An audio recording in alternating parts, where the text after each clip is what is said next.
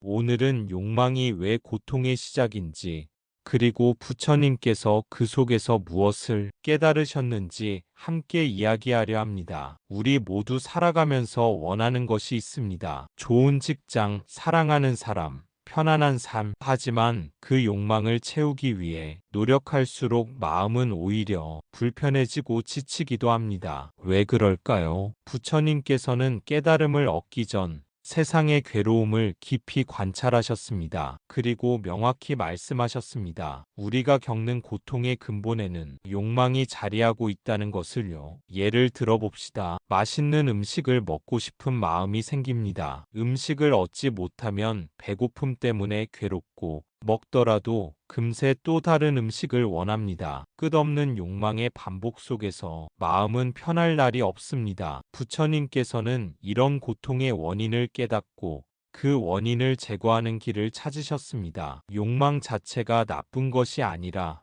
그 욕망에 집착하고 붙잡을 때 고통이 생기는 것입니다. 우리 삶에서도 마찬가지입니다. 누군가 인정받기를 바라거나 사랑받기를 바라는 마음이 강할 때 그것이 이루어지지 않으면 마음은 괴롭습니다. 욕망은 끊임없이 새로운 결핍을 만들어내고 우리는 그 속에서 쉬지 못합니다. 이처럼 욕망은 우리 마음이 끊임없는 파동을 만들어냅니다. 원하는 것을 얻으면 잠시 만족하지만 그 만족감은 오래가지 않습니다. 금세 또 다른 욕망이 생기고 우리는 그 뒤를 쫓느라 마음을 쉴 틈 없이 바쁘게 만듭니다. 이것이 바로 부처님께서 말씀하신 고통의 연속입니다. 우리가 겪는 괴로움은 단순히 현실의 상황 때문이 아니라 마음이 욕망에 매달려 있기 때문입니다. 그렇다면 어떻게 해야 이 끝없는 고통의 반복에서 벗어날 수 있을까요? 부처님께서는 먼저 자신의 마음을 관찰하는 것을 가르치셨습니다. 욕망이 생길 때 그것을 억누르거나 부정하지 않고 있는 그대로 바라보는 것입니다. 지금 나는 이것을 원하고 있구나 하고 알아차리는 순간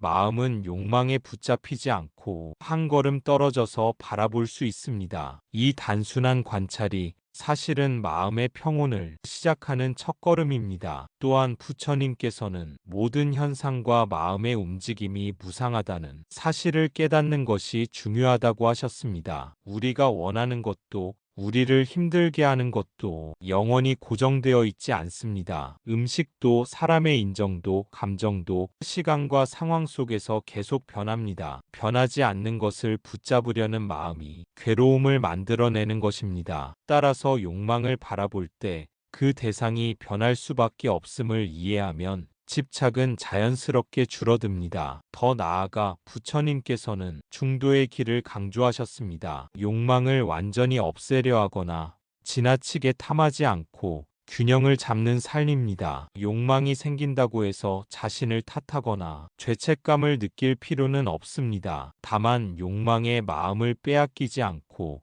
필요 이상으로 매달리지 않는 지혜가 필요합니다. 우리는 또한 매일 반복되는 일상의 순간 속에서 욕망을 만납니다. 편안함을 추구하고 인정받고 사랑받고 싶은 마음은 자연스럽지만 그것이 이루어지지 않았을 때 괴로움으로 이어집니다. 그러나 그 마음을 알아차리고 그것이 지나가는 현상임을 이해하면 우리는 이전보다 더 자유롭게 살아갈 수 있습니다. 부처님께서는 이러한 깨달음을 반야의 지혜라 하셨습니다. 모든 것이 본질적으로 변하고 고정된 실체가 없음을 아는 지혜입니다. 욕망과 집착 속에서 괴로움을 느낄 때 마음속으로 이 또한 변할 것이다. 이 마음도 지나갈 것이다 하고 말할 수 있다면 우리는 이미 부처님의 가르침을 실천하는 길 위에 있는 것입니다. 결국 욕망이 고통의 시작이 되는 이유는 그것 자체가 나쁘기 때문이 아니라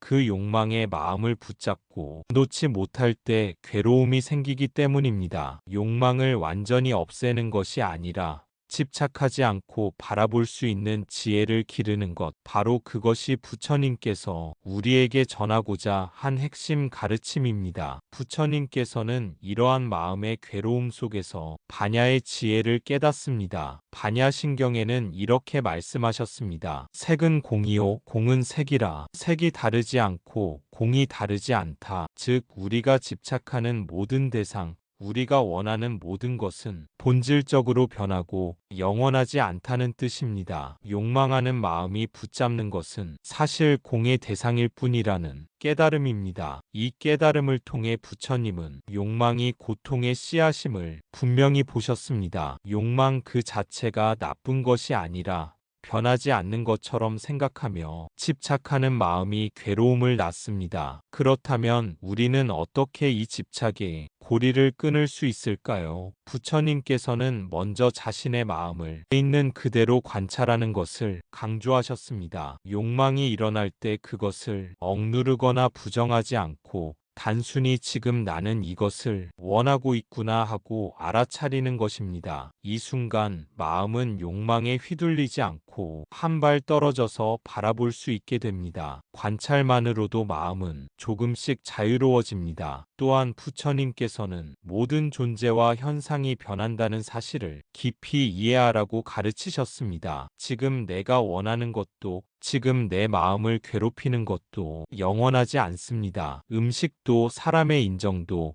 내 감정도 시간 속에서 계속 변합니다. 이 변화를 받아들이면 우리는 욕망과 집착에 얽매이지 않고 마음을 놓을 수 있습니다. 부처님께서는 여기서 한 걸음 더 나아가 중도의 지혜를 설하셨습니다. 욕망을 완전히 없애려고 하거나 욕망을 과도하게 탐하지 않고 균형 있는 삶을 사는 것입니다. 욕망이 생기는 것 자체를 부정하지 않고 다만 그것에 마음을 빼앗기지 않는 연습을 하는 것이 핵심입니다. 이 연습이 반복될수록 우리는 욕망 속에서도 평온을 경험하게 됩니다. 또한 부처님께서는 욕망을 바라볼 때 마음속에 집착의 틈을 만들지 않는 것이 중요하다고 하셨습니다. 우리가 원하는 것이 이루어지지 않아도 괴롭지 않고 얻어도 집착하지 않는다면 마음은 자연스럽게 편안해집니다. 이 편안함 속에서 우리는 이전보다 더 자유롭게 행동할 수 있으며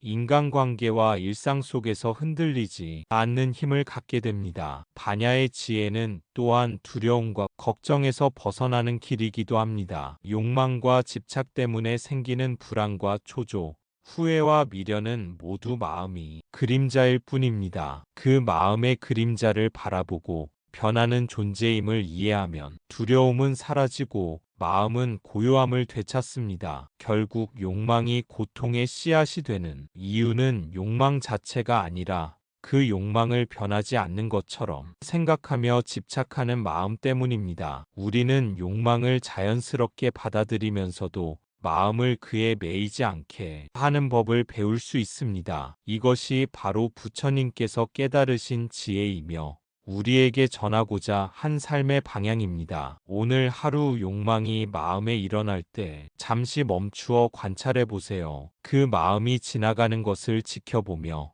모든 것이 변한다는 사실을 떠올려 보세요. 욕망을 붙잡지 않는 연습을 반복할수록 마음은 점점 더 가벼워지고 자유로워집니다. 이 자유 속에서 우리는 욕망과 고통에서 벗어난 평온한 삶을 조금씩 경험하게 됩니다. 그렇다면 어떻게 해야 할까요? 부처님께서는 욕망을 완전히 없애라는 것이 아니라 집착하지 않는 마음을 기르라고 말씀하셨습니다. 욕망을 있는 그대로 바라보고 지나치게 붙잡지 않는 연습이 필요합니다. 간단한 방법이 있습니다. 먼저 욕망이 일어날 때 그것을 관찰합니다. 아, 지금 내가 이것을 원하고 있구나 하고 알아차리는 것입니다. 욕망을 부정하거나 억누르지 않고 그냥 알아차리는 것이 중요합니다. 그 다음 모든 것이 변한다는 사실을 깨닫습니다. 지금 내가 원하는 것도 지금 내가 가진 것도 모두 변할 수밖에 없습니다. 이 세상에 영원한 것은 없다는 것을 마음속 깊이 이해하면 욕망에 대한 집착이 조금씩 풀리기 시작합니다. 이제 우리는 욕망이 일어날 때마다 마음을 잠시 멈추고 지켜보는 연습을 시작할 수 있습니다. 단순히 알아차리는 것만으로도 마음은 욕망에 휘둘리지 않고 한 걸음 떨어져서 상황을 바라볼 수 있게 됩니다. 이때 중요한 것은 욕망을 평가하거나 판단하지 않는 것입니다. 좋다, 나쁘다라고 붙이지 않고 그저 존재하는 마음 상태로 받아들이는 것입니다. 다음으로 우리가 원하는 대상이 본질적으로 변할 수밖에 없다는 사실을 이해합니다. 사람의 마음도 환경도 물질도 모두 끊임없이 변화합니다. 지금 가진 것과 원하는 것이 영원히 그대로 머무르지 않는다는 사실을 마음속 깊이 느낄 때 집착은 자연스럽게 풀리기 시작합니다. 변화를 받아들이면 욕망에 매달릴 이유가 사라지고 마음은 점차 가벼워집니다. 또한 부처님께서는 욕망과 집착을 다스리는 길로 중도의 삶을 권하셨습니다. 욕망을 완전히 없애거나 극단적으로 탐하지 않고 균형을 유지하며 사는 것입니다. 욕망이 생기는 것을 부정하지 않고 필요 이상으로 집착하지 않는 연습이 핵심입니다. 이 중도의 삶은 단순하지만 꾸준히 실천해야 비로소 마음이 평화를 경험할 수 있습니다. 실천 방법으로는 일상 속 작은 순간들을 활용할 수 있습니다. 음식이나 물건, 사람과의 관계 속에서 욕망이 일어날 때 잠시 멈추어 관찰합니다. 내가 지금 이것을 원하고 있구나 하고 알아차리고 그것이 자연스럽게 흘러가는 것을 지켜봅니다. 이 과정을 반복하면 욕망이 마음을 지배하지 못하게 되고 우리는 더 자유로운 선택을 할 수 있습니다. 마지막으로 부처님께서는 이 모든 깨달음을 통해 두려움과 괴로움에서 벗어나는 길을 보여주셨습니다. 욕망과 집착 때문에 생기는 불안, 초조, 후회, 미련은 모두 마음에서 만들어진 그림자일 뿐입니다. 그 그림자를 있는 그대로 바라보고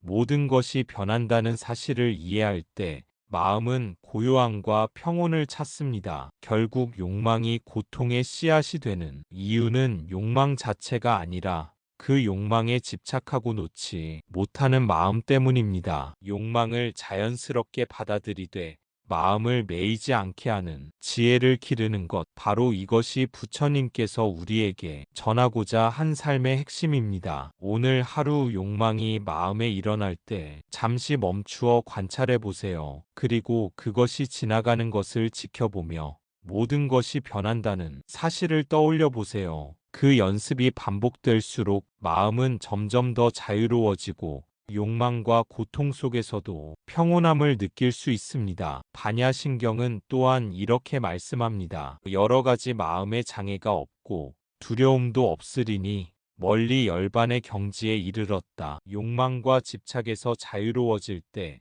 마음은 두려움 없이 평온해지고 삶의 무거움에서 벗어날 수 있다는 뜻입니다. 우리 삶 속에서 매일 우리는 크고 작은 욕망을 만납니다. 좋은 결과를 원하고 다른 사람에게 인정받고 싶어 하고 편안함을 바라는 마음. 그러나 중요한 것은 그 욕망에 붙잡히지 않는 연습입니다. 우리는 욕망을 완전히 없앨 수는 없습니다. 그 대신 욕망이 일어날 때 마음이 휘둘리지 않도록 하는 연습을 반복하는 것이 중요합니다. 잠시 멈추어 호흡을 관찰하고 떠오르는 욕망을 그저 바라보는 것만으로도 마음은 한 걸음 떨어져 평온해집니다. 욕망이 생기면 자연스럽게 따라오는 감정들이 있습니다. 조급함, 초조함, 불안, 혹은 실망과 후회가 그 예입니다. 하지만 이러한 감정들을 억누르거나 부정하려고 하면 오히려 마음은 더 혼란스러워집니다. 그저 존재하는 감정임을 인정하고 그것이 지나가는 것을 지켜보는 것만으로도 마음은 점점 가벼워집니다. 부처님께서는 이러한 과정을 통해 집착 없는 마음을 기르는 방법을 가르치셨습니다. 욕망이 생기더라도 그것에 매이지 않고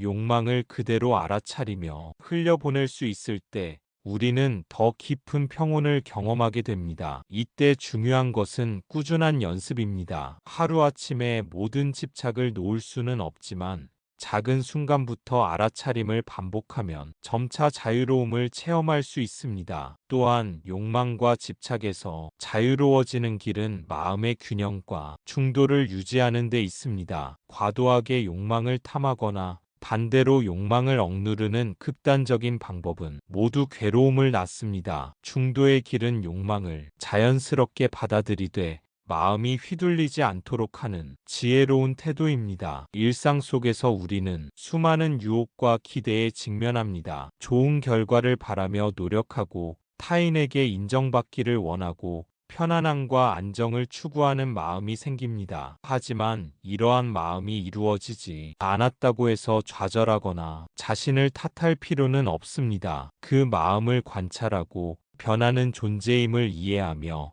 붙잡지 않는 연습을 하는 것이 핵심입니다. 욕망을 바라보는 이 관찰의 태도는 단순히 마음을 가라앉히는 것 이상의 의미를 가집니다. 그것은 우리의 삶 속에서 두려움과 불안을 줄이고 마음의 평화를 확장하는 길이 됩니다. 욕망과 집착에서 벗어나면 우리는 더 자유롭게 선택할 수 있고 더 온전하게 현재를 경험할 수 있습니다. 결국 부처님께서 가르치신 지혜는 이렇습니다. 욕망과 집착은 인간의 본능이지만 집착하지 않는 연습을 통해 마음의 자유를 얻을 수 있습니다. 그 연습이 쌓일수록 우리는 삶 속의 두려움과 불안을 내려놓고 평온함 속에서 하루하루를 살아갈 수 있게 됩니다. 오늘 하루 욕망이 마음속에 떠오를 때 잠시 멈추어 관찰해 보세요. 그리고 그것이 지나가는 것을 지켜보며 마음을 매이지 않도록 연습해 보세요. 작은 알아차림이 모여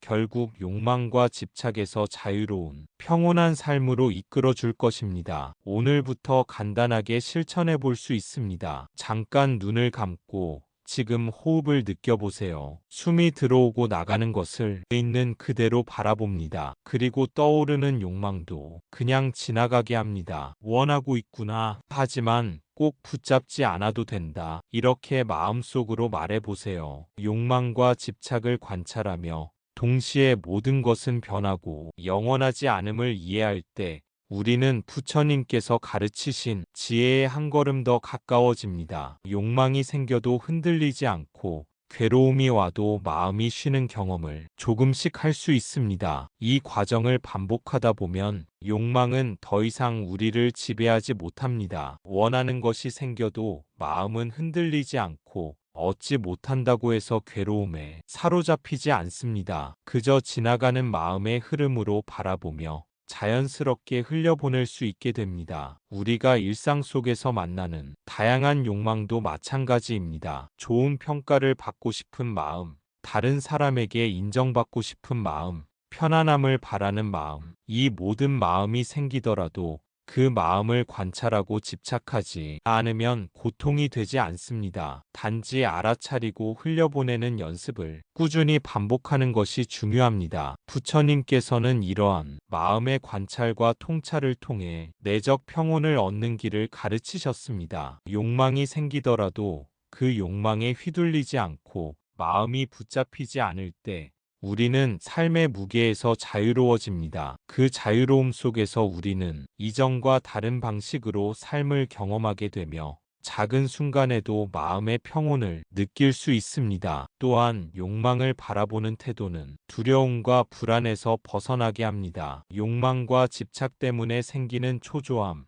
후회, 실망은 모두 마음이 만들어낸 그림자일 뿐입니다. 그 그림자를 인정하고 변화무쌍한 존재임을 이해하며 바라볼 때 마음은 스스로 고요함을 회복합니다. 일상에서 이 방법을 적용하는 것은 단순하지만 강력합니다. 출근길에 느끼는 조급함, 사람과의 관계에서 느끼는 불안, 작은 욕망이 일어날 때 잠시 멈추고 호흡을 관찰하며 마음을 지켜보세요. 지금 이 마음을 느끼고 있구나. 하지만 집착하지 않아도 된다. 이 한마디가 마음을 자유롭게 하고 괴로움 속에서도 평온을 유지하도록 도와줍니다. 부처님께서는 또한 반야의 지혜를 통해 우리가 욕망에 매이지 않고 자유로울 수 있음을 보여주셨습니다. 모든 존재는 변화하고 영원한 실체가 없음을 깨닫는 순간 욕망과 집착은 자연스럽게 힘을 잃습니다. 우리가 욕망을 자연스럽게 받아들이면서도 마음을 붙잡지 않을 수 있다면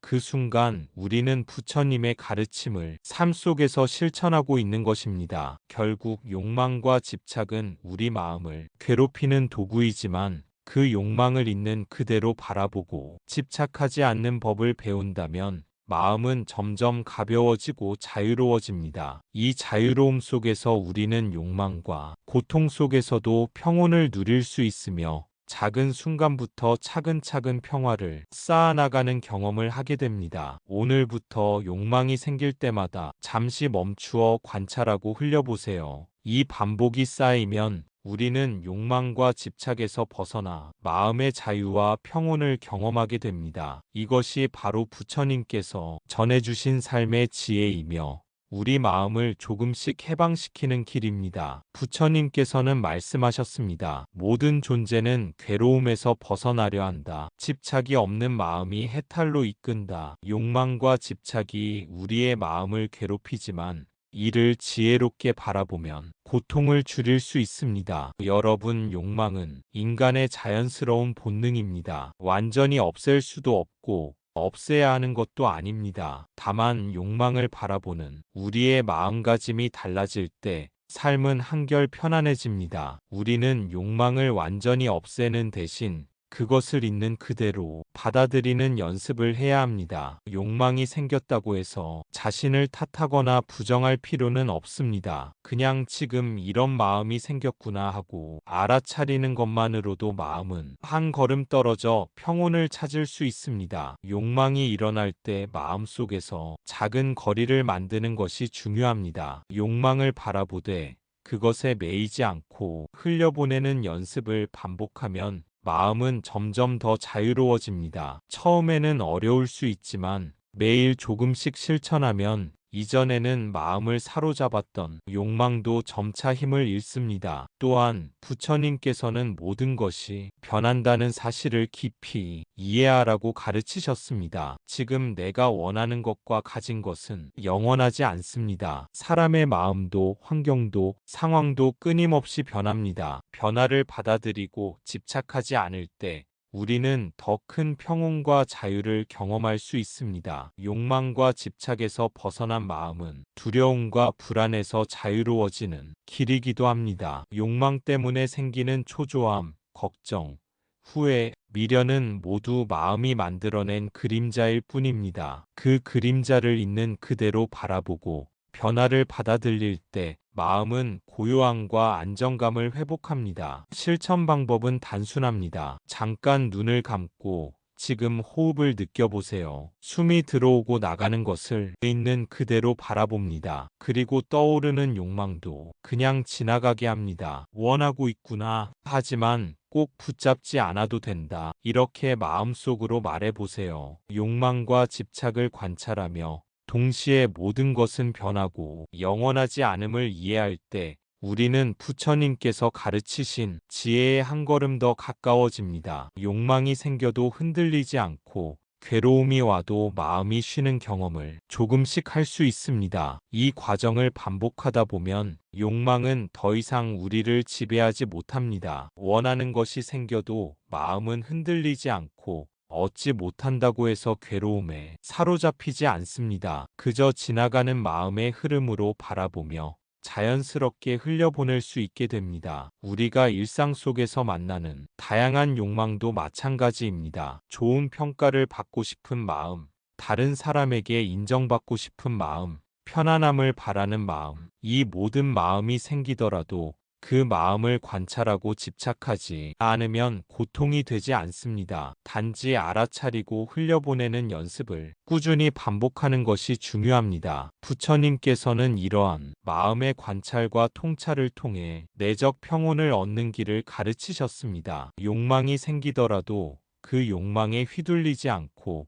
마음이 붙잡히지 않을 때 우리는 삶의 무게에서 자유로워집니다. 결국 부처님께서 가르치신 핵심은 이렇습니다. 욕망 자체가 나쁜 것이 아니라 욕망에 집착하고 마음을 빼앗기는 것이 괴로움을 만드는 것입니다. 욕망을 자연스럽게 받아들이면서도 마음을 매이지 않게 할 때 우리는 점점 자유로워지고 삶이 편안해집니다. 오늘부터 욕망이 일어날 때마다 잠시 멈추어 관찰하고 그 마음이 지나가는 것을 지켜보세요. 이 작은 알아차림이 쌓이면 우리는 욕망과 집착에서 자유로운 삶과 평온을 경험하게 될 것입니다. 나무 아미타불 관세음보살. 오늘 하루 작은 순간에도 욕망과 집착이 일어날 때 잠시 멈추어 관찰하고 모든 것이 변한다는 사실을 떠올리며 마음을 놓아보세요. 그 순간 여러분은 이미 부처님의 가르침을 실천하는 길에 서 있는 것입니다. 욕망과 고통을 이해하는 것,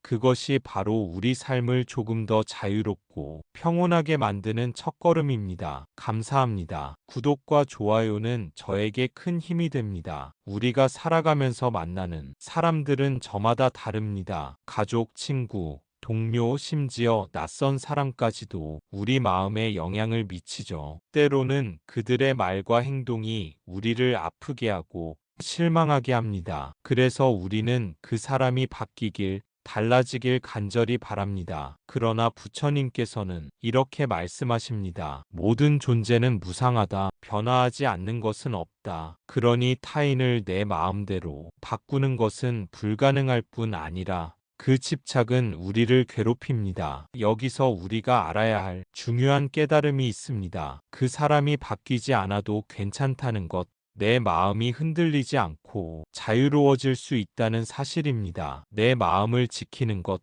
그것이 바로 진정한 자유입니다. 우리가 관계 속에서 겪는 어려움은 대부분 상대방이 나와 다르다는 데서 옵니다. 서로 다른 생각과 가치관, 행동 방식이 충돌할 때 마음이 아픕니다. 예를 들어, 직장에서 함께 일하는 동료가 나의 기대와 다르게 행동할 때, 가족이 나를 이해해주지 않을 때, 친구가 나를 배신했다고 느낄 때 그 상황을 바꾸고 싶어 하지만 현실은 내 뜻대로 움직이지 않습니다. 바로 여기서 갈등과 고통이 시작됩니다. 왜 그 사람은 변하지 않을까? 왜 나를 이렇게 힘들게 할까? 이런 질문이 마음을 꽉 조여옵니다. 하지만 부처님의 가르침은 이 질문의 방향을 바꾸라고 합니다. 부처님께서는 우리에게 마음을 바꾸는 데 집중하라고 가르치십니다. 타인을 바꾸려는 시도는 끝이 없고 그 과정에서 우리는 자신을 잃기 쉽습니다. 그러니 먼저 내 마음의 반응을 관찰하고 이해하는 것이 중요합니다. 내가 왜 이토록 그 사람의 변화에 집착하는지,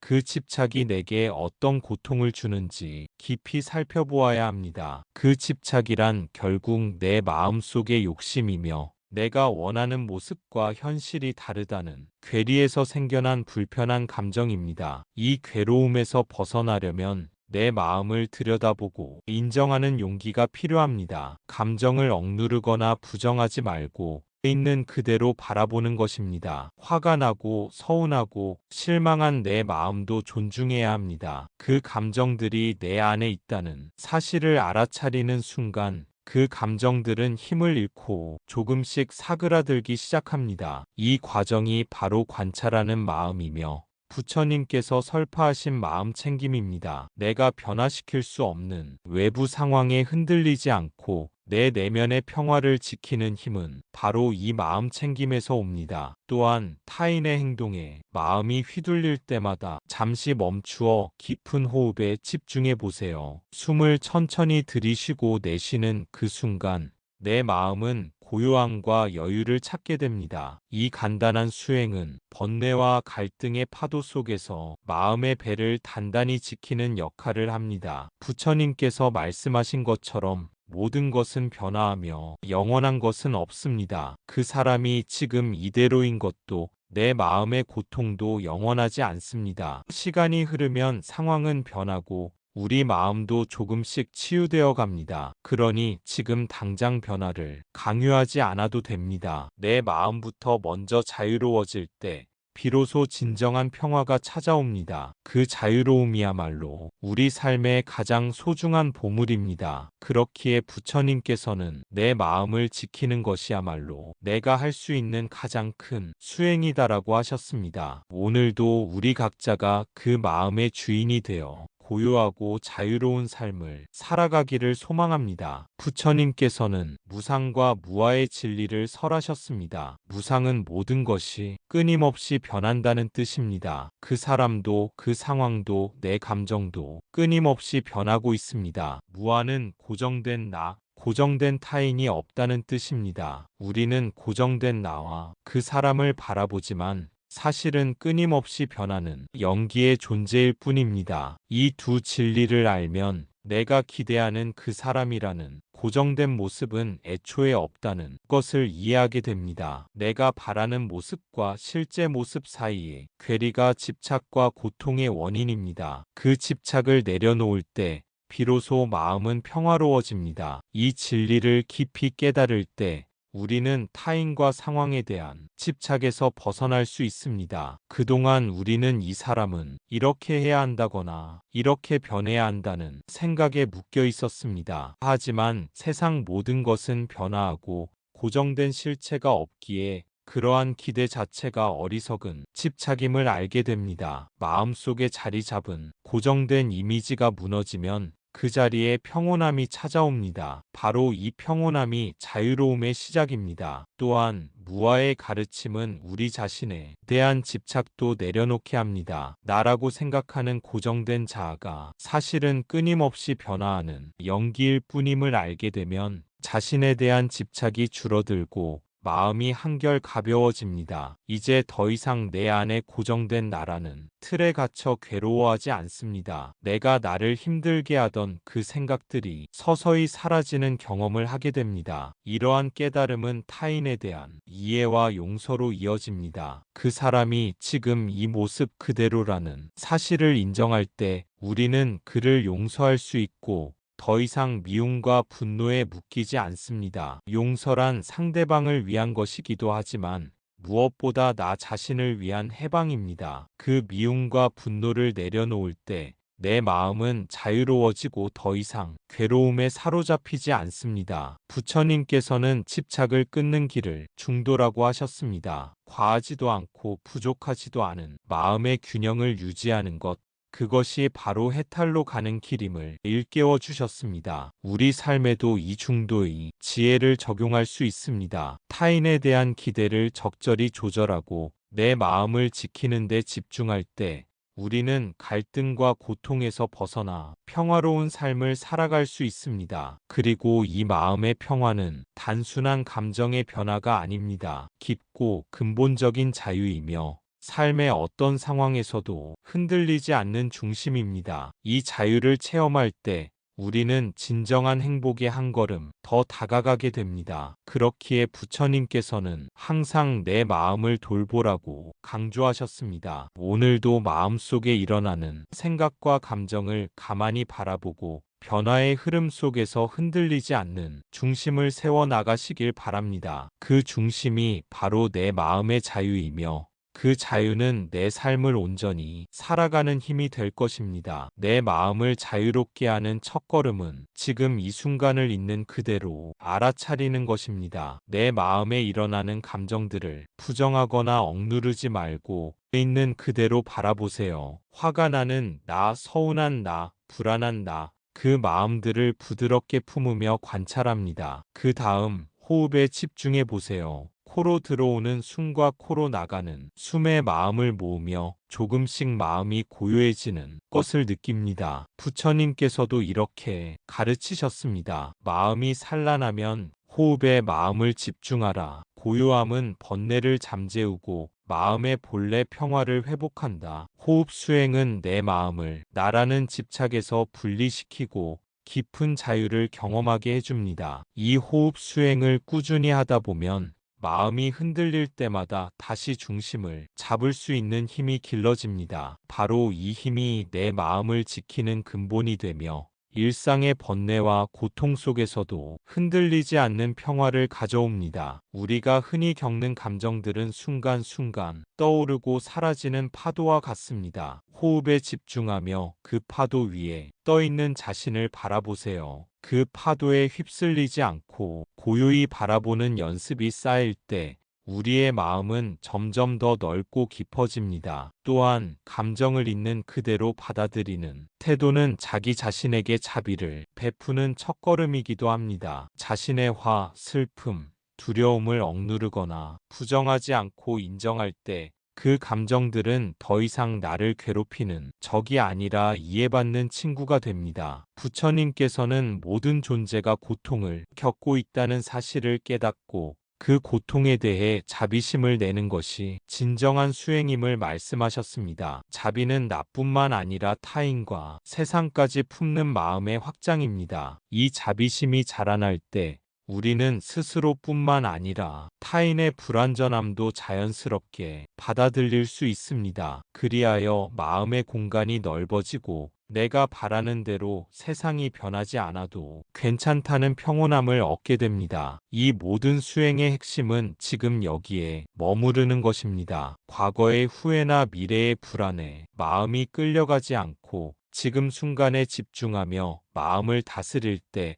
우리는 비로소 진정한 자유와 평화를 경험할 수 있습니다. 삶은 끊임없는 변화의 흐름이지만 내 마음만은 그 변화 속에서도 고요히 머무를 수 있습니다. 그 고요함을 경험하는 순간 우리는 비로소 자유롭고 행복해집니다. 이것이 부처님께서 우리에게 전하고자 하신 가장 소중한 가르침 중 하나입니다. 오늘도 자신의 마음을 들여다보고 호흡에 마음을 모으며 깊은 고요 속에서 자유를 경험하시길 기원합니다. 우리는 갈등을 일으키는 상대를 미워하거나 원망하기 쉽습니다. 하지만 부처님께서는 모든 중생이 고통받고 있다는 자비의 마음을 일깨우십니다. 그 사람이 나를 힘들게 하는 것도 그 사람의 삶에도 고통이 있기에 그렇다는 진리를 떠올려 보세요. 자비심은 내 마음의 앙금을 녹이고 내 마음을 진정으로 자유롭게 하는 또 하나의 힘입니다. 자비심은 단순한 감정이 아니라 깊은 깨달음에서 비롯된 마음의 힘입니다. 내가 겪는 고통뿐 아니라 상대방도 자신의 상처와 괴로움 속에서 살아가고 있다는 이해에서 자비는 싹틉니다. 우리가 누군가에게 상처를 받거나 힘들어할 때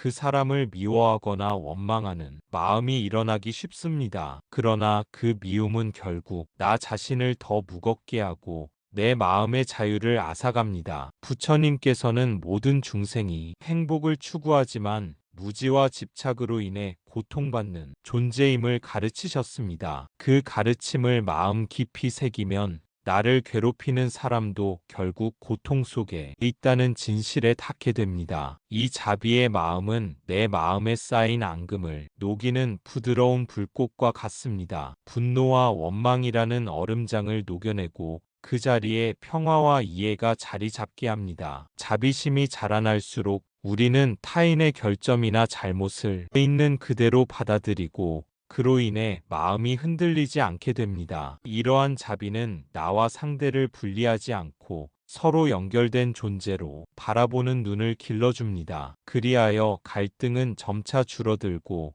마음속 깊은 평화가 깃들게 됩니다. 또한 자비는 나 자신에게도 베푸는 것입니다. 스스로를 엄격히 판단하거나 책망하지 않고 있는 그대로의 나를 사랑하며 돌보는 마음입니다. 내 마음에 자비를 심을 때 나는 더욱 자유롭고 행복해질 뿐 아니라 주변 사람들에게도 그 평화가 전해집니다. 부처님께서 자비를 최고의 덕목으로 강조하신 이유가 여기에 있습니다. 오늘도 우리 모두가 자비의 마음을 키워 내 안에 앙금이 녹고 진정한 자유와 평화를 누리길 바랍니다. 마지막으로 내 삶의 주인은 나 자신임을 명확히 하세요. 상대방의 태도나 말에 반응하며 마음이 요동칠 필요가 없습니다. 내 중심을 잡고 내 마음을 단단히 지킬 때 그 누구도 내 평화를 빼앗을 수 없습니다. 부처님께서도 말씀하셨습니다. 외부의 상황은 마음을 흔들 수 없다. 오직 내 마음이 흔들릴 때 고통이 일어난다. 내가 주인 되면 타인의 변화 여부와 상관없이 나는 자유롭고 평화로울 수 있습니다. 이 진리를 깊이 새길 때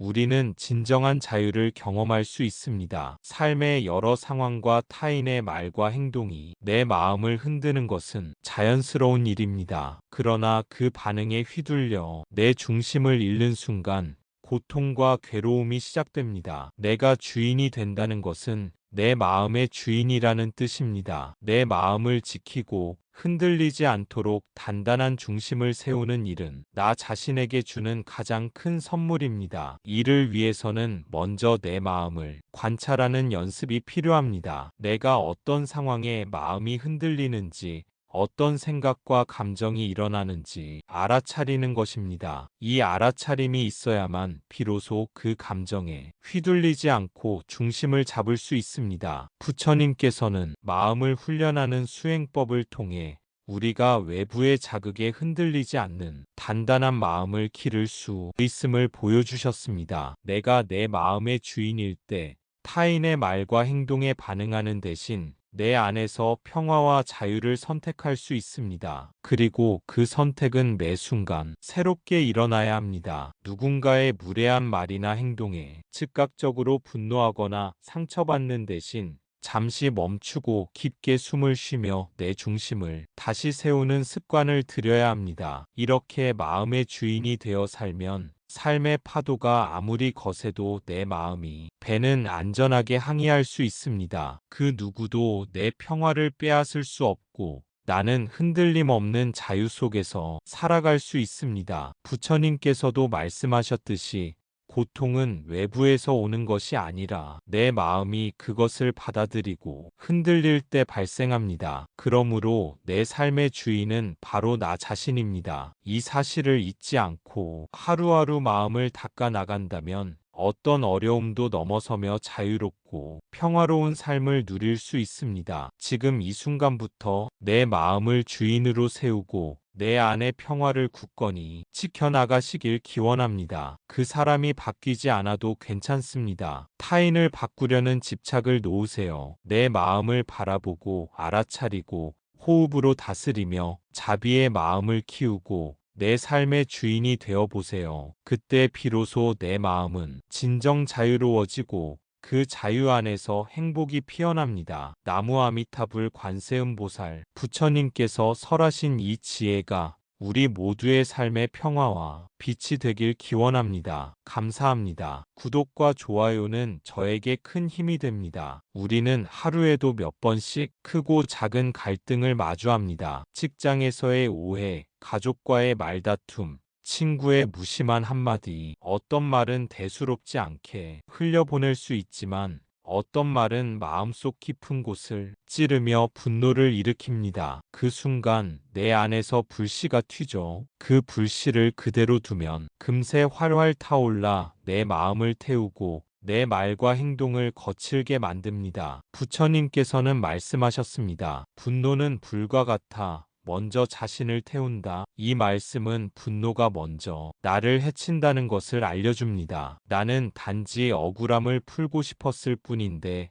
그 순간 내 마음은 이미 불에 그을리고 있는 겁니다. 오늘 우리는 그 불씨를 키우지 않고 꺼뜨리는 방법, 그리고 갈등을 지혜롭게 넘어서는 부처님의 가르침을 나누고자 합니다. 불교에서는 분노를 탐욕, 분노, 어리석음이라는 세 가지 독 가운데 하나로 봅니다. 그중 분노는 단순한 감정이 아니라 마음을 병들게 하는 독입니다. 법구경에서는 이렇게 말합니다. 화를 화로 갚으면 원한은 그치지 않는다. 오직 화를 내지 않음으로써 원한은 그친다. 우리가 분노하는 이유는 다양합니다. 내가 옳다고 믿는 가치가 무시당했을 때, 내 자존심이 상했을 때, 혹은 내가 원하는 대로 상황이 흘러가지 않을 때, 그러나 그 뿌리를 깊이 들여다보면 거기에는 무지가 있습니다. 상대를 있는 그대로 보지 못하고 내 감정과 생각에 갇힌 어두움이죠. 분노는 겉으로는 상대를 향하는 것 같지만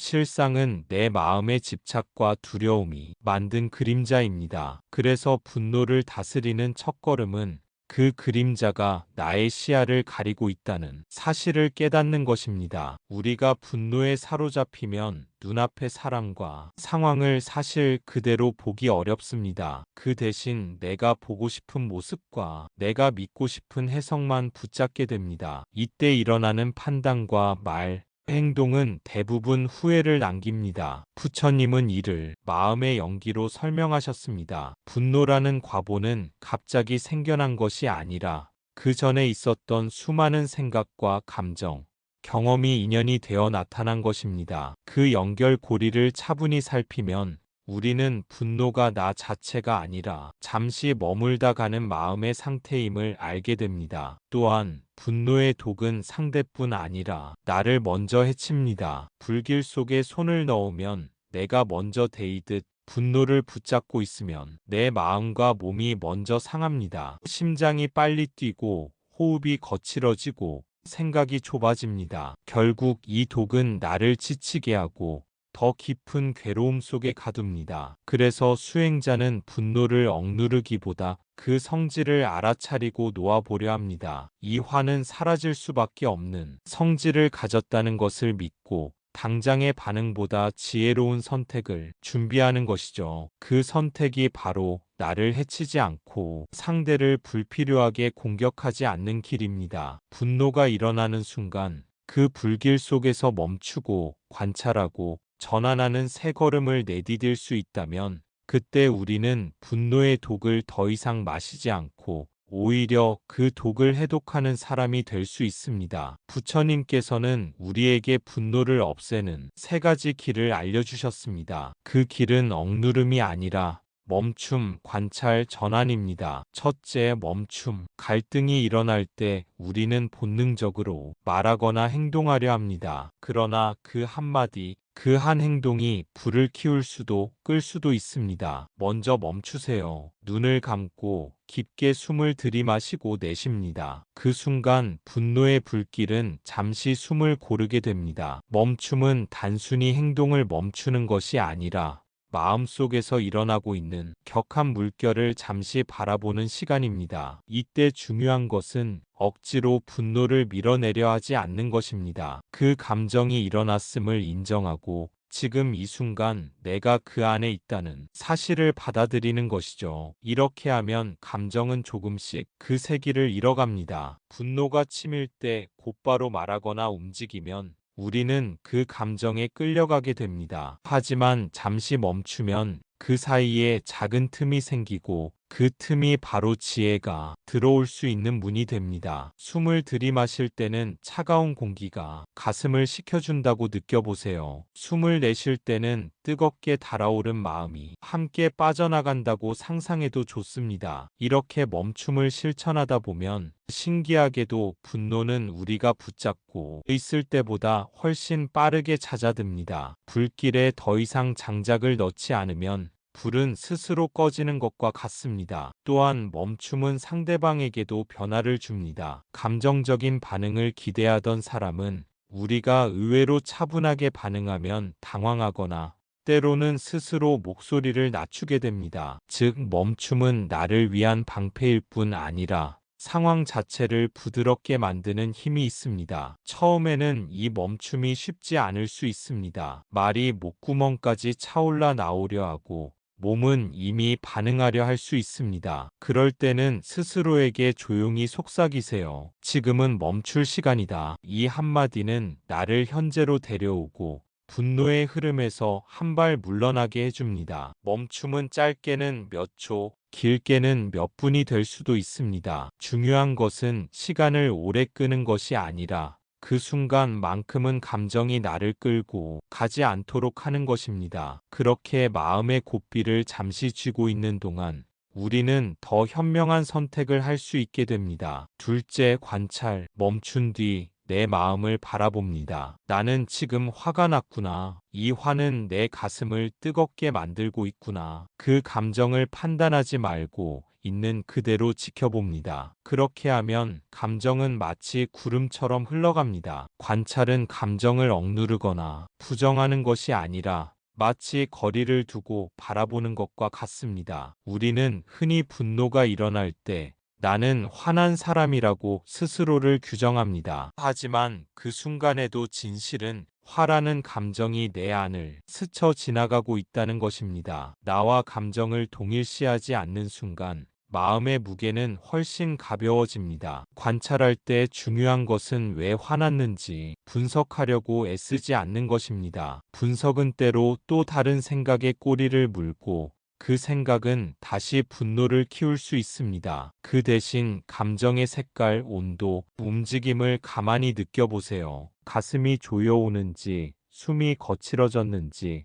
혹은 어깨가 뻣뻣해졌는지 살펴봅니다. 이렇게 몸의 변화를 관찰하는 것만으로도 감정의 흐름은 한결 느려집니다. 마치 하늘에 구름이 흘러가듯 감정도 붙잡지 않으면 제 길을 가게 됩니다. 그 구름이 검고 무겁더라도 잠시 후에는 흩어질 것입니다. 이 사실을 몸으로 경험하면 우리는 더 이상 감정에 휘둘릴 필요가 없다는 확신을 갖게 됩니다. 관찰은 단순히 마음을 차분히 만드는 방법이 아니라 나 자신을 깊이 이해하는 길이기도 합니다. 화가 일어나는 순간을 여러 번 지켜보면 그 속에 숨겨진 두려움이나 상처, 혹은 인정받고 싶은 욕구를 발견하게 됩니다. 그 발견은 나를 비난하기 위함이 아니라 더 온전히 나를 받아들이기 위한 시작입니다. 처음에는 이 과정이 서툴 수 있습니다. 분노를 관찰하려다 보면 어느새 그 감정 속으로 다시 빠져들기도 합니다. 그럴 땐 억지로 계속하려 하지 말고 잠시 호흡으로 돌아오세요. 숨소리를 느끼며 들이쉬고 내쉬는 단순한 반복이 관찰의 안전한 기반이 됩니다. 결국 관찰은 마음속 파도를 직접 막으려 애쓰기보다 그 파도가 이는 바다 전체를 바라보는 연습입니다. 이 연습이 익숙해질수록 파도는 나를 덮치기보다 나를 지나쳐 갈 것입니다. 셋째, 전환. 마음이 조금 가라앉으면 시선을 상대에게 돌립니다. 이 사람도 나처럼 괴로움을 겪는 중일지도 몰라. 이 말은 의도적일 수도 있지만 혹은 무심한 말일 수도 있겠구나. 자비심은 내 마음의 칼날을 부드럽게 만드는 힘입니다. 이렇게 마음을 전환하면 내 감정의 무게가 조금은 가벼워집니다. 상대를 이해하려는 시도는 단순히 그 사람을 위해서가 아니라 나 자신을 위해서입니다. 이해가 조금이라도 자리 잡으면 분노와 억울함이 점차 희미해집니다. 그때부터는 더 이상 감정의 소용돌이에 휘말리지 않고 상황을 차분하게 바라볼 힘이 생깁니다. 부처님께서는 미움은 미움으로 사라지지 않는다. 오직 자비로서만 사라진다. 고하셨습니다. 이 말씀은 무례한 사람을 무조건 용서하라는 뜻이 아닙니다. 그보다는 그 사람 때문에 내 마음을 계속 불태우는 어리석음을 멈추라는 가르침입니다. 마음속 불이 꺼져야 비로소 나를 지킬 수 있습니다. 또한 전환의 과정은 나의 경계를 세우는 힘과도 연결됩니다. 자비로 상대를 바라보되 그 행동이 반복되지 않도록 단호하게 선을 긋는 것이 필요합니다. 이는 무례함을 용인하는 것이 아니라 내가 감정적으로 휘둘리지 않도록 보호막을 치는 일입니다. 자비와 단호함은 모순이 아닙니다. 오히려 균형 잡힌 마음의 두 축입니다. 이 과정을 꾸준히 연습하다 보면 무례한 사람과의 만남이 예전처럼 큰 상처를 남기지 않게 됩니다. 그 사람의 말투나 행동은 여전히 거칠 수 있지만 내 마음은 그 영향권에서 벗어날 수 있습니다. 이것이 바로 마음의 자유이며 부처님이 가르치신 해탈의 한 모습입니다. 결국 전환은 상대를 바꾸는 것이 아니라 나의 반응을 바꾸는 것에서 시작됩니다. 세상은 내 뜻대로 변하지 않지만 나의 마음은 내가 선택할 수 있습니다. 그 선택이 쌓이면 어느새 나는 더 강하고 유연한 사람이 되어 있을 것입니다. 그리고 그 변화는 무례한 사람조차도 언젠가 감지하게 될 것입니다. 분노를 다스린다고 해서 무조건 참기만 하는 것은 아닙니다. 부처님의 지혜는 단지 침묵이 아니라 필요할 때 단호하게 말하는 것도 포함합니다. 한 번은 어떤 이가 부처님을 찾아와 거친 말을 퍼부었습니다. 부처님은 그 말을 잠자코 듣고 있다가 조용히 물으셨습니다. 만일 누군가가 선물을 주었는데 받지 않으면 그 선물은 누구의 것이 되겠는가? 그 사람이 대답했습니다. 그건 당연히 준 사람의 것이 됩니다. 부처님께서 말씀하셨습니다. 그대가 나에게 욕설이라는 선물을 주었으나 나는 받지 않았네. 그러니 그것은 여전히 그대의 것이네. 이것이 바로 분노를 키우지 않고 갈등을 넘는 지혜입니다. 필요하면 경계를 지키되 불필요한 불신은 받지 않는 것. 부처님의 이 가르침은 우리에게 깊은 깨달음을 줍니다. 사람의 말과 행동이 아무리 거칠고 모욕적이어도 그 상처를 내가 받아들이지 않는다면 그 영향은 미치지 못한다는 사실입니다. 우리가 할 수 있는 가장 현명한 선택은 불필요한 상처를 내 마음에 들이지 않는 것입니다. 그렇다고 해서 모든 상황에서 침묵만 하는 것이 지혜로운 태도는 아닙니다. 때로는 분명한 경계와 단호한 말이 필요합니다. 내가 허용하지 않는다는 신호를 주어야 상대도 그 한계를 이해하고 존중하게 됩니다. 그러나 그 경계는 분노가 아닌 평정심에서 나와야 하며 그것이 가장 강력한 힘을 발휘합니다. 분노를 다스리는 것은 결국 내 마음을 지키는 일이기도 하지만 동시에 관계를 건강하게 유지하는 길이기도 합니다. 감정이 폭발하면 관계는 쉽게 깨지지만 자비와 지혜로 다가가면 서로 이해할 수 있는 공간이 생깁니다. 그 공간은 다시 신뢰와 평화를 만들어냅니다. 우리 모두는 완벽하지 않은 존재이고 때로는 무심코 상대방에게 상처를 줄 수도 있습니다. 그럴 때마다 분노에 휘둘리기보다는 한 걸음 물러나서 마음의 여유를 가져보세요. 상대도 나와 같은 괴로움 속에 있다는 점을 기억한다면 마음의 칼날은 조금씩 무뎌집니다. 이러한 연습은 하루아침에 완성되지 않습니다. 매일의 작은 실천과 반성이 모여 분노에 휘둘리지 않는 단단한 마음을 만듭니다. 그리고 그 마음은 결국 내 삶뿐 아니라 내가 만나는 모든 사람의 삶에도 평화를 가져다 줍니다. 오늘부터 갈등이 생길 때마다 이 부처님의 지혜를 떠올리며 내가 이 말을 받지 않는다면 이 분노는 나를 태우지 못할 것이다 라는 마음가짐으로 하루를 살아가길 바랍니다. 그렇게 하루하루 쌓인 평온이 결국 큰 지혜가 되어 분노가 아닌 사랑과 이해로 가득한 삶을 만들어줄 것입니다. 이처럼 갈등 상황에서 중요한 것은 그 자리에서 감정이 나를 지배하도록 두지 않는 것입니다. 감정이 앞서면 말과 행동은 날카로워지고 그 순간의 결정은 돌이킬 수 없는 결과를 만들 수 있습니다. 잠시 멈추는 그 시간은 단순한 쉼이 아니라 내 마음을 살피고 가장 바람직한 선택을 찾는 여유가 됩니다. 또한 상황을 바라보는 시각을 조금 넓히는 것도 큰 도움이 됩니다. 상대의 말과 행동 이면에는 우리가 보지 못한 이유와 배경이 있을 수 있습니다. 그 사람이 힘든 하루를 보내고 있었을 수도 있고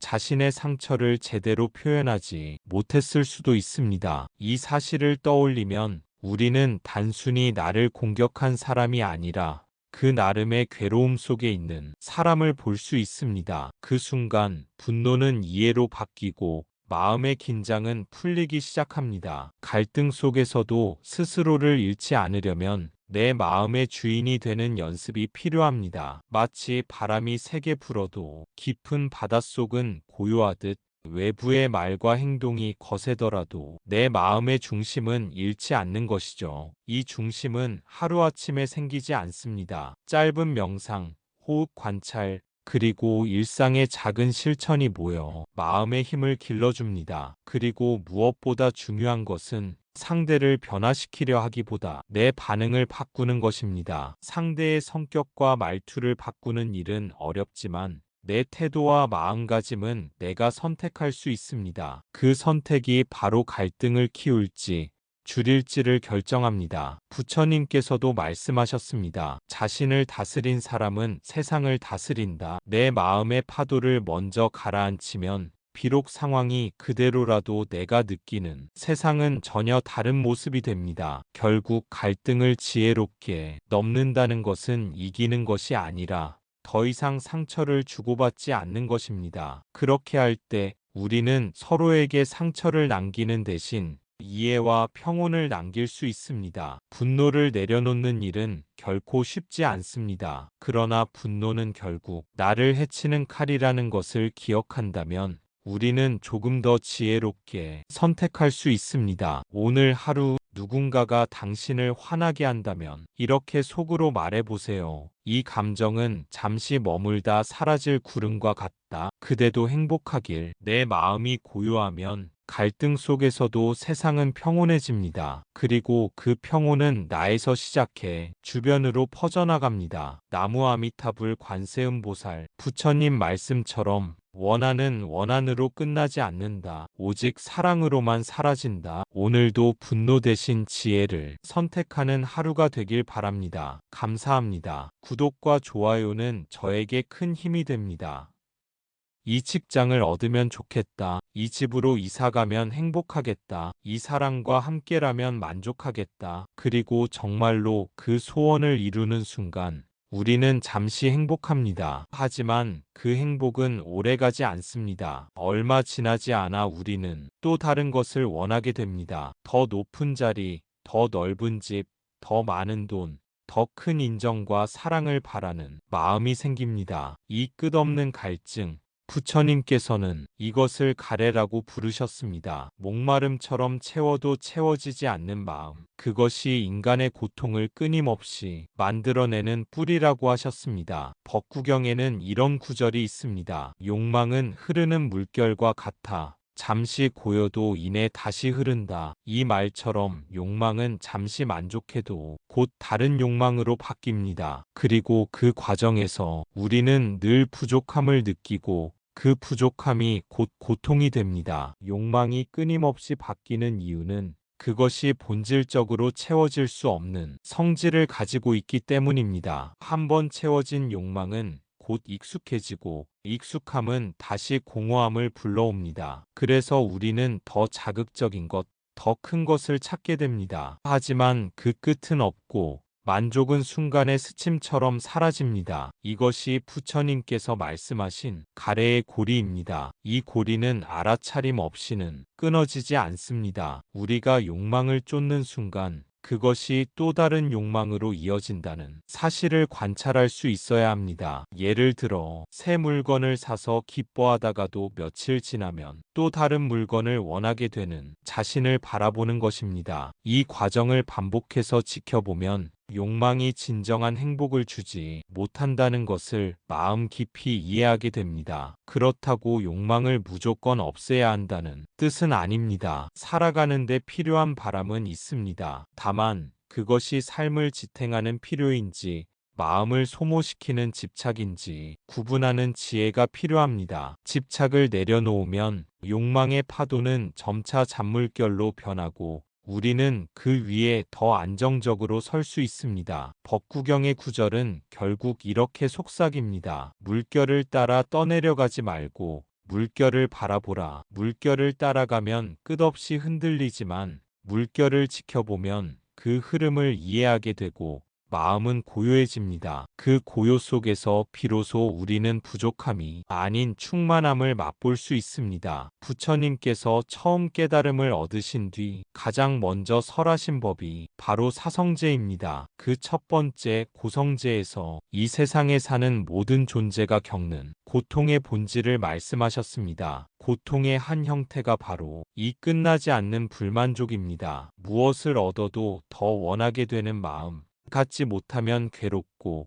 가지고 있으면 잃을까 불안한 마음. 이것이 가래의 특성입니다. 어떤 이는 이렇게 말합니다. 욕망은 있어야 발전하는 거 아닌가요? 맞습니다. 욕망은 우리를 앞으로 나아가게 하는 힘이 될 수도 있습니다. 하지만 부처님께서 말씀하신 문제는 욕망이 나를 사용하기 시작할 때입니다. 내가 욕망을 쓰는 것이 아니라 욕망이 나를 쓴다면 그 순간부터 우리는 행복이 아니라 영원한 목마름 속에 살게 됩니다. 증이라 환경에서 부처님은 이렇게 말씀하셨습니다. 만족을 아는 이는 부유하고 만족을 모르는 이는 가난하다. 비록 금과 은이 많아도 그 마음이 가난하면 참된 부자는 아니다. 여기서 말하는 만족은 아무것도 바라지 않는 무욕이 아니라 지금 이 순간을 충분히 누릴 줄 아는 마음입니다. 불만족에서 벗어나는 길은 팔정도의 실천 속에 있습니다. 그 중에서도 오늘은 두 가지를 말씀드리고 싶습니다. 첫째, 정견 바르게 보기. 모든 것은 변한다는 사실을 보는 것입니다. 지금의 만족도, 지금의 불만족도 영원하지 않다는 진리를 깨닫는 것이지요. 이것은 단순히 머리로만 아는 지식이 아니라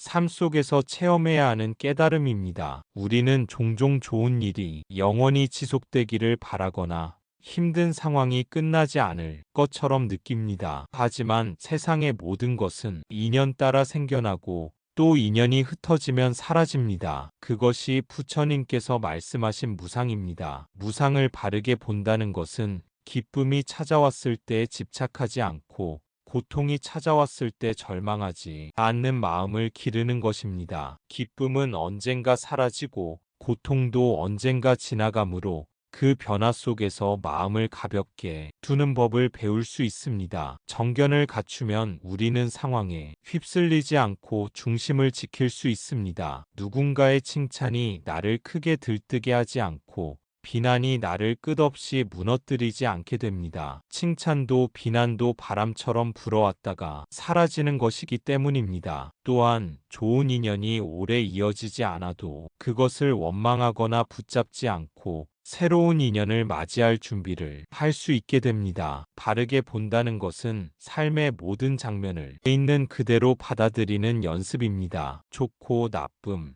이익과 손해, 사랑과 이별, 그 모든 것이 일정한 흐름 속에서 오고 간다는 사실을 인정하는 순간 우리는 조금 더 자유로워집니다. 자유로움은 무관심이 아니라 변화 속에서도 마음을 잃지 않는 평온입니다. 부처님께서 말씀하신 정견은 바로 그 평온으로 향하는 첫걸음입니다. 둘째, 정념 바르게 기억하고 깨어있기. 욕망이 일어나는 순간을 알아차리는 것입니다. 무언가를 갖고 싶다는 마음이 들 때 그 마음을 억누르지 말고 마치 하늘 위의 구름을 보듯 그저 지켜보는 연습입니다. 정념은 지금 이 순간 마음에서 일어나는 모든 흐름을 있는 그대로 살피는 힘입니다. 우리는 흔히 욕망이나 감정이 일어날 때 곧바로 반응합니다. 갖고 싶은 것이 보이면 손을 뻗고 불쾌한 말이 들리면 즉시 맞서죠. 그러나 깨어있음이 있다면 그 사이에 멈춤이 생깁니다. 멈추는 찰나에 우리는 선택할 수 있습니다. 이 욕망을 따라갈 것인지 아니면 흘려보낼 것인지. 깨어있음 속에서 욕망을 지켜본다는 것은 그것을 없애거나 부정하는 것이 아닙니다. 오히려 욕망이 어떻게 생겨나고 사라지는지 그 과정을 똑똑히 관찰하는 것입니다. 예를 들어 달콤한 케이크를 보고 먹고 싶은 마음이 일어났다면 그 순간에 침 삼키는 느낌, 가슴의 두근거림, 머릿속에 그려지는 맛의 상상을 차분히 바라보는 겁니다. 이렇게 관찰하다 보면 그 욕망은 생각보다 빠르게 약해지고 사라집니다. 정념이 깊어질수록 우리는 마음의 주인이 됩니다. 외부 자극이 곧바로 행동으로 이어지지 않기 때문에 충동적인 선택이 줄어듭니다. 또한 깨어있음은 욕망뿐 아니라 분노, 두려움, 슬픔 같은 감정에도 똑같이 적용됩니다. 감정의 파도가 밀려올 때 그 파도에 휩쓸리지 않고 해변에 서서 그것을 바라볼 수 있게 됩니다. 부처님께서는 정념을 팔정도의 핵심으로 보셨습니다. 왜냐하면 깨어있지 않으면 우리는 습관과 욕망의 노예로 살게 되기 때문입니다. 깨어있음은 매 순간을 새롭게 하고 과거의 후회나 미래의 불안에 끌려가지 않게 합니다. 그렇게 현재에 온전히 머무는 힘이 생기면 마음은 점점 가벼워지고 자유로워집니다. 정념은 바로 그 자유로 가는 문입니다. 예를 들어봅시다. 당신이 아주 비싼 가방을 갖고 싶은 마음이 들었다고 해보겠습니다. 그 순간 우리는 마음속에서 이런 질문을 해볼 수 있습니다. 정말 저 가방이 나를 행복하게 만들까? 그 행복은 얼마나 갈까? 혹시 그 행복이 지나가면 또 다른 가방을 찾게 되지 않을까? 이렇게 마음을 관찰하면 욕망이 절대적인 힘을 발휘하지 못합니다. 마음의 주인이 내가 되기 시작하는 것이죠. 유마경에서는 이렇게 말합니다. 마음이 만족하면 초라한 옷도 보배이며 마음이 불만족하면 황금 옷도 헌 옷이다. 이 구절은 단순하지만 불교에서 말하는 행복의 본질을 꿰뚫고 있습니다. 여기서 중요한 점이 있습니다. 만족을 안다고 해서 아무 목표도 세우지 않는 것은 아니라는 것. 부처님께서도 출가 전 왕자로서 많은 부와 권력을 누렸지만 그것이 영원히 채워주지 못하는 것을 깨달으셨습니다. 그래서 더 깊고 근원적인 행복을 찾는 길로 나아가셨습니다. 즉, 불만족을 단순히 억누르는 것이 아니라 그 뿌리를 이해하고 그 에너지를 더 깊은 깨달음과 자비로 전환하는 것이 부처님의 길입니다. 우리가 일상 속에서 느끼는 부족함과 욕망도 마찬가지입니다. 좋아하는 것을 얻으면 기쁘지만 그 기쁨은 잠시입니다. 잃거나 더 큰 것을 바라게 되면 마음은 다시 허기집니다. 이 과정 속에서 우리는 반복적으로 불만족과 마주합니다. 하지만 마음이 만족함을 알게 되면 겉으로 볼 때 평범하거나 초라한 상황에서도 충분히 행복을 느낄 수 있습니다. 이때 행복은 외부 조건에 달려있지 않습니다. 황금과 권력 없이도 단순한 일상 속에서도 마음이 충만해질 수 있습니다. 부처님은 이러한 깨달음을 통해 우리에게 목표와 욕망을 포기하라고 하신 것이 아니라 그 욕망과 목표가 마음을 지배하지 않도록 주의하라고 말씀하신 것입니다. 욕망과 목표를 올바르게 이해하고 다루면 그 에너지는 우리를 더 깊은 성찰과 자비의 길로 인도합니다. 결국 행복과 만족은 외부가 아니라 내 마음에서 비롯됩니다. 마음을 잘 다스리는 사람은 부족함 속에서도 충만함을 느끼고 풍요로움 속에서도 마음의 중심을 잃지 않습니다. 부처님의 길은 이처럼 마음의 평온과 지혜를 통해 진정한 자유와 행복을 경험하는 길입니다. 그렇다면 우리는 어떻게 실천할 수 있을까요? 몇 가지 방법을 나누겠습니다. 첫째, 하루 3번 감사하기. 아침, 점심, 저녁에 각각 지금 가진 것 중 3가지를 마음속으로 떠올려 보세요. 그것이 물질이든 관계든 건강이든 상관없습니다. 감사는 불만족의 독을 서서히 녹입니다. 감사의 습관은 마음을 결핍해서 충만으로 옮겨놓습니다. 우리가 가진 것을 바라보는 대신 없는 것만 바라보는 시간이 길어질수록 마음은 점점 가난해집니다. 하지만 의식적으로 감사의 대상을 찾기 시작하면 일상의 작은 것들이 눈에 들어옵니다. 창문 너머로 들어오는 아침 햇살, 따뜻한 밥 한 끼, 걱정해주는 가족과 친구, 몸이 자유롭게 움직일 수 있다는 사실까지도 소중하게 느껴집니다. 이 감사의 마음은 단순한 긍정적인 생각이 아니라 불교에서 말하는 만족을 아는 지혜와 연결됩니다. 만족은 더 이상 아무것도 바라지 않는 상태가 아니라 지금 있는 것을 충분히 누릴 줄 아는 마음입니다. 그래서 감사는 곧 만족으로 이어지고 만족은 욕망의 불을 약하게 만듭니다. 또한 감사는 다른 사람과의 관계를 부드럽게 만듭니다. 불만족이 강할 때 우리는 쉽게 비교하고 남의 것을 시기합니다. 그러나 감사의 마음을 키우면 남의 성공을 위협으로 느끼지 않고 함께 기뻐할 수 있는 여유가 생깁니다. 이런 마음은 곧 자비심으로 확장됩니다. 하루 3번의 감사는 아주 작아 보이지만 꾸준히 실천하면 마음의 방향이 달라집니다. 외부 조건이 변하지 않아도 행복을 느끼는 능력이 커집니다. 그리고 이 능력은 어떤 상황에서도 우리를 지켜주는 강력한 마음의 방패가 됩니다. 부처님께서 말씀하신 만족을 아는 사람이 바로 이렇게 길러지는 것입니다. 둘째, 욕망이 일어날 때 숨을 세어보기. 무엇인가 갖고 싶은 마음이 강하게 들면 바로 행동하지 말고 숨을 10번 세어보세요. 그 사이에 욕망의 불길은 조금 가라앉습니다. 숨을 세는 것은 단순하지만 매우 강력한 방법입니다. 우리는 욕망이 일어나는 순간 거의 반사적으로 움직이곤 합니다. 맛있는 음식이 눈앞에 보이면 집어들고 필요한 것인지 아닌지 생각하기도 전에 물건을 결제합니다. 그러나 숨을 세기 시작하면 그 자동 반응에 틈이 생깁니다. 숨 하나하나를 따라가면서 몸과 마음이 서서히 가라앉는 것을 느낄 수 있습니다. 이 10번의 숨은 욕망을 억누르기 위함이 아니라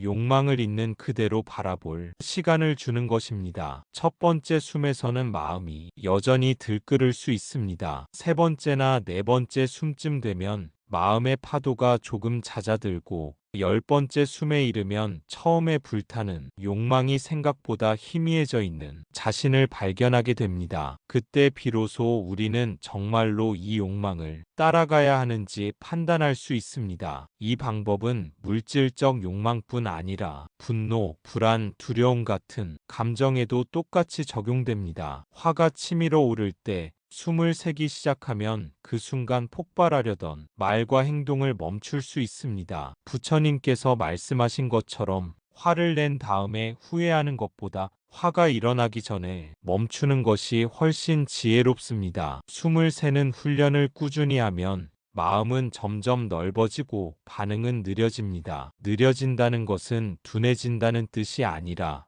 더 깊이 보고 선택할 여유가 생긴다는 뜻입니다. 욕망과 감정의 파도가 몰아쳐도 그 속에서 가라앉지 않고 파도를 지켜볼 수 있는 힘이 자라납니다. 그렇게 우리는 점점 더 마음의 주인이 되어갑니다. 셋째, 필요와 욕심 구분하기. 이것이 정말 나에게 필요한가? 아니면 단지 순간의 충동인가를 구별하는 습관을 가지세요. 우리는 종종 원하는 것을 필요한 것이라고 착각합니다. 새 옷이 꼭 필요하다고 생각하지만 옷장은 이미 입지 않는 옷들로 가득 차 있습니다. 최신 기기가 꼭 있어야 한다고 믿지만 현재 가진 기기로도 충분히 할 수 있는 일들입니다. 이런 착각은 광고, 사회적 비교, 주변의 영향 속에서 끊임없이 강화됩니다. 그러나 잠시 멈추어 스스로에게 묻는다면 그중 상당수는 순간이 욕심이라는 것을 알게 됩니다. 필요와 욕심을 구분하는 습관은 단순히 소비를 줄이는 절약의 문제가 아닙니다. 이것은 마음을 가볍게 하고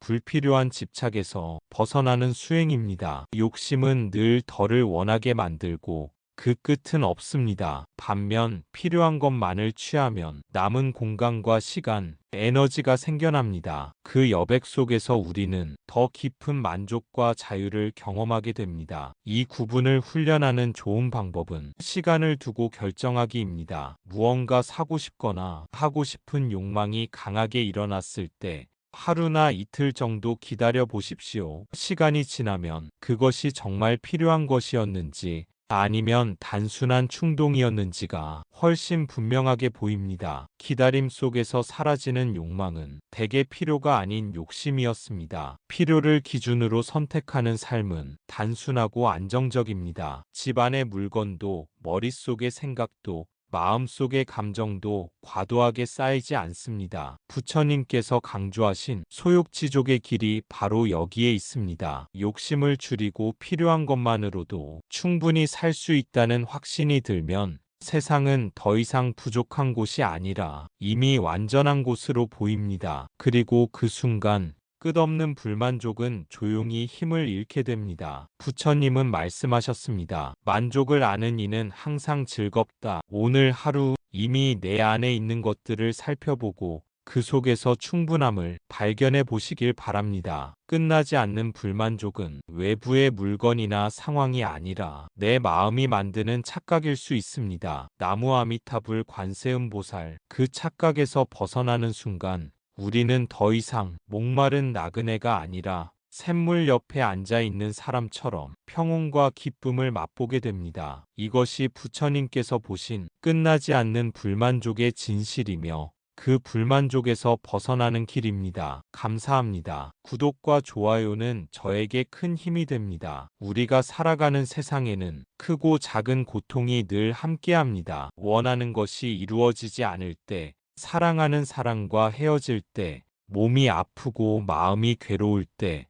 우리는 고통이란 단어를 깊이 체험합니다. 많은 사람들은 고통을 피하려 하고 고통을 외면하려고 합니다. 하지만 피한다고 사라지는 것은 아닙니다. 오히려 고통은 더 크게 다가오고 우리를 더욱 억누르곤 합니다. 부처님께서는 바로 이 점에 주목하셨습니다. 삶은 괴로움이다. 이 단순한 선언은 삶 전체를 부정하는 말이 아니라 우리 삶의 본질을 꿰뚫은 지혜였습니다. 고통을 피하는 것이 아니라 고통을 있는 그대로 직시하고 그 원인을 찾고 그 해결책을 실천함으로써 우리는 진정한 자유와 평화를 얻을 수 있습니다. 부처님의 가르침은 고통을 단순히 불행으로 규정하지 않습니다. 오히려 고통을 깨달음으로 나아가는 중요한 출발점으로 삼습니다. 괴로움이 있다는 사실을 인정하는 순간 우리는 이미 반쯤은 자유로워진 셈입니다. 왜냐하면 더 이상 숨기거나 부정하지 않고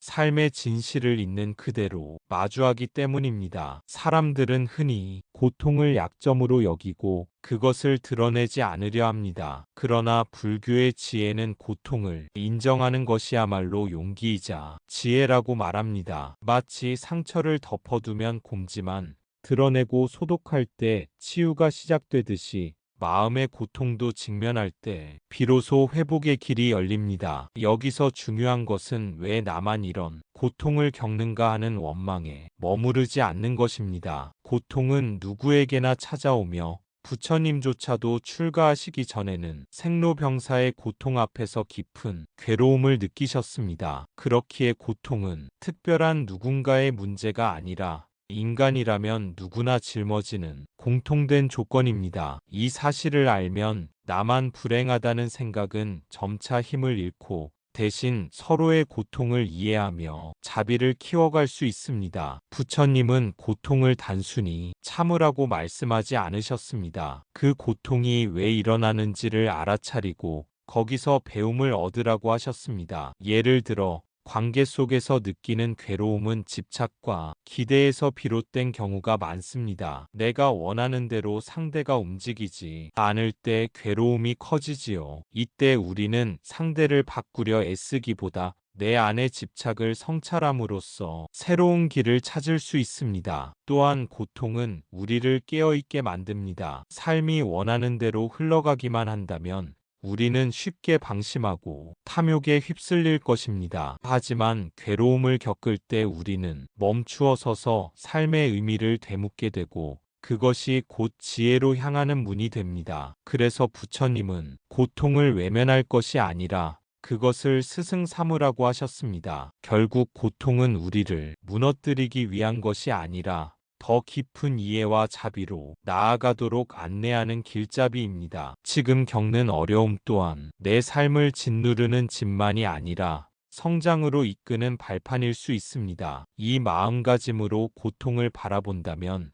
우리는 점차 그 무게에 휘둘리지 않고 오히려 자유로워질 수 있습니다. 이것이 바로 부처님께서 설하신 사성제 4가지 성스러운 진리입니다. 첫째, 고성제, 고통을 직시하는 지혜. 부처님께서는 말씀하셨습니다. 태어남도 괴로움이고 늙음도 괴로움이며 병듦도 괴로움이고 죽음도 괴로움이다. 사랑하는 이와 헤어지는 것도 괴로움이고 원하지 않는 이와 만나는 것도 괴로움이다. 우리는 삶의 모든 국면에서 고통을 피할 수 없습니다. 성공을 거둔 사람도, 많은 것을 가진 사람도, 사랑 속에 있는 사람도, 결국 고통 앞에서는 예외일 수 없습니다. 여기서 중요한 것은 고통을 부정하거나 외면하지 말라는 것입니다. 나는 괜찮아, 아무렇지 않아 하고 억누르는 것이 아니라 있는 그대로 알아차리는 것. 아, 지금 나는 괴롭구나. 그 사실을 인정하는 것이 해방의 첫걸음이 됩니다. 고통을 인정한다는 것은 단순히 무력하게 받아들이는 것이 아닙니다. 그 안에서 배우고 삶의 본질을 이해하는 첫걸음이 됩니다. 고통은 우리에게 삶이 영원하지 않음을 가르쳐주고 집착이 덧없음을 보여줍니다. 이 깨달음이 없다면 우리는 여전히 욕망을 쫓으며 끝없는 갈증 속에서 헤매게 됩니다. 부처님은 고통을 직면하는 순간 마음이 깨어난다고 하셨습니다. 눈을 돌리지 않고 괴로움을 바라볼 때 우리는 왜 그것이 생겨나는지 묻게 됩니다. 그리고 바로 그 질문이 다음 단계, 고통의 원인을 밝히는 길로 이어집니다. 삶의 어려움 속에서 우리는 흔히 상대나 상황을 탓합니다. 그러나 부처님은 그 원인을 바깥에서 찾기보다 내 마음 안에서 찾으라고 하셨습니다. 욕망이 채워지지 않아 괴롭고 만족이 오래가지 않아 또 괴롭습니다. 남과 비교하는 마음이 커질수록 불만은 깊어지고 불안은 끊이지 않습니다. 이처럼 마음이 집착을 키울수록 괴로움은 그림자처럼 따라옵니다. 하지만 고통을 직시한 사람은 한 가지 사실을 깨닫습니다. 내가 집착을 내려놓는 만큼 고통 또한 줄어든다는 사실입니다. 바람을 거두면 불길이 사라지듯 욕망의 바람이 멎으면 괴로움의 불도 꺼집니다. 이 단순한 진리를 체험하는 순간 우리는 고통에 휘둘리지 않는 자유를 조금씩 경험합니다. 고통을 바라보는 태도 역시 중요합니다. 억지로 밀어내면 더 커지고 무조건 붙잡으면 더 아파집니다. 그저 있는 그대로 두고 관찰할 때 괴로움은 잠시 머물다 스스로 사라집니다. 구름이 하늘을 덮어도 시간이 지나면 흩어지듯 괴로움도 그렇게 흘러갑니다. 부처님의 가르침은 우리에게 힘을 줍니다. 고통을 직시하되 그것에 휘둘리지 않는 길, 그 길을 걸을 때 우리는 점차 두려움에서 벗어나고 지혜와 자비를 키워갑니다. 그래서 고성제는 단순히 삶은 괴로움이다라는 선언에 머무르지 않고 그 괴로움 속에서 자유로움이 씨앗을 발견하게 하는 지혜의 문입니다. 둘째, 집성제, 고통의 원인을 밝히다. 부처님께서는 고통이 우연히 생기는 것이 아니라고 하셨습니다. 고통에는 반드시 원인이 있습니다. 그 원인을 일컬어 집성제라 합니다. 고통의 근원은 바로 집착과 가래입니다. 무언가를 집요하게 원하는 것이 이루어지지 않으면 괴롭고 이루어져도 이를까 불안합니다. 현대인들의 삶을 떠올려 봅시다. 더 나은 집, 더 좋은 직장, 더 많은 돈, 더 높은 지위. 끝없는 욕망은 우리를 잠시 달콤하게 하지만 곧 새로운 불안과 비교를 불러옵니다. 또한 분노와 미움 역시 고통의 씨앗이 됩니다. 남을 미워하는 순간 그 불길은 먼저 내 마음을 태웁니다. 무지, 곧 사물의 본질을 알지 못하는 무명 또한 고통의 뿌리입니다. 모든 것이 변한다는 진리를 모르고 모든 것은 내 것이라는 착각에 빠지기 때문에 우리는 집착하고 괴로워합니다. 집성제를 깊이 들여다보면 고통의 원인은 외부가 아니라 바로 내 안에서 일어난다는 사실을 알게 됩니다. 세상은 끊임없이 변하고 상황은 내가 원하는 대로 흘러가지 않습니다. 그럼에도 불구하고 우리는 그것을 내 뜻대로 통제하고자 합니다. 이 집착과 갈망이 충족되지 못할 때 괴로움은 더욱 커집니다. 부처님은 이러한 고통의 뿌리가 세 가지 곧 탐욕과 성냄과 어리석음이라고 하셨습니다. 이 세 가지 독은 마음을 흐리게 하고 맑은 지혜가 드러나지 못하게 만듭니다. 탐욕이 클수록 우리는 부족함을 느끼고 성냄이 커질수록 평화는 멀어집니다. 어리석음에 사로잡히면 무엇이 참된 길인지조차 알지 못하게 됩니다. 예를 들어 누군가가 나를 무시하는 말을 했을 때 마음이 불타오른다고 생각해 봅시다. 그 순간 괴로움은 상대의 말에서 비롯된 것이 아니라 내 안에서 생겨난 집착과 분노 때문에 증폭됩니다. 상대의 말은 바람 한 줄기와 같지만 내 마음이 불길을 안고 있으면 그 바람은 불을 더욱 크게 만듭니다. 그러나 마음에 불씨가 없다면 그 바람은 그냥 스쳐 지나갈 뿐입니다. 집성제의 가르침은 우리에게 중요한 자각을 줍니다. 내가 괴로운 것은 세상이 잘못되었기 때문이 아니라 내가 그것을 붙잡고 있기 때문이구나. 이 사실을 깨닫는 순간 우리는 고통의 원인을 바깥에서 찾는 대신 자기 안에서 찾아보게 됩니다. 그리고 그 원인을 알아차리는 것만으로도 고통은 이미 반쯤 풀리기 시작합니다. 탐욕과 집착은 결코 채워지지 않는 항아리와 같습니다. 물을 부어도 밑이 빠져 있으니 끝내는 만족할 수 없습니다. 반대로 욕망을 내려놓는 순간 비어있던 항아리는 고요와 평화로 가득 찹니다. 바로 이것이 집성제를 통찰하는 힘입니다. 부처님은 고통의 원인을 명확히 드러내심으로써 우리로 하여금 절망이 아니라 희망을 보게 하셨습니다. 원인이 있다는 것은 곧 그 원인을 끊을 길도 있다는 뜻이기 때문입니다. 집성제의 가르침은 우리를 무력감에 빠뜨리는 것이 아니라 괴로움을 치유할 수 있다는 용기를 줍니다. 그래서 집성제는 고통의 뿌리를 밝히는 동시에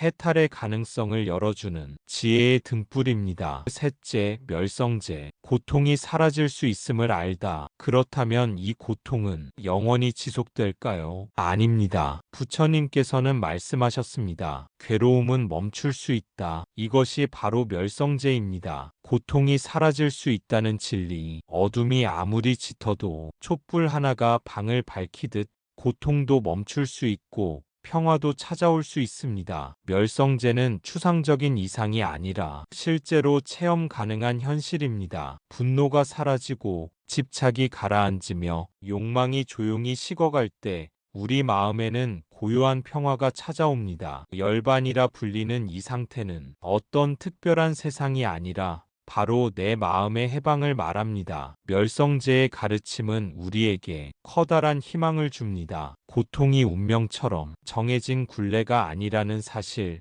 그것은 분명히 멈출 수 있다는 사실 말입니다. 이 깨달음은 절망에 빠진 마음을 다시 일으켜 세우는 힘이 됩니다. 괴로움이 줄어든 자리에 지혜가 자리 잡고 미움이 사라진 자리에 자비가 피어납니다. 많은 사람들은 평화를 먼 곳에서 찾으려 합니다. 새로운 환경, 더 좋은 조건, 완벽한 관계가 주어져야 행복할 것이라 믿습니다. 하지만 멸성제는 우리에게 가르칩니다. 평화는 결코 바깥에서 주어지지 않으며 오직 내 마음이 놓을 때 그 자리에 나타난다는 것을, 마치 거친 물결이 가라앉으면 물속이 스스로 드러나듯 마음이 고요해지면 본래의 평화가 드러납니다. 멸성제는 또한 삶이 방향을 바꿔줍니다. 우리는 늘 무언가를 얻으려는데 익숙하지만 진정한 자유는 내려놓음에서 비롯됩니다. 내가 움켜쥐던 것을 조금씩 놓을 때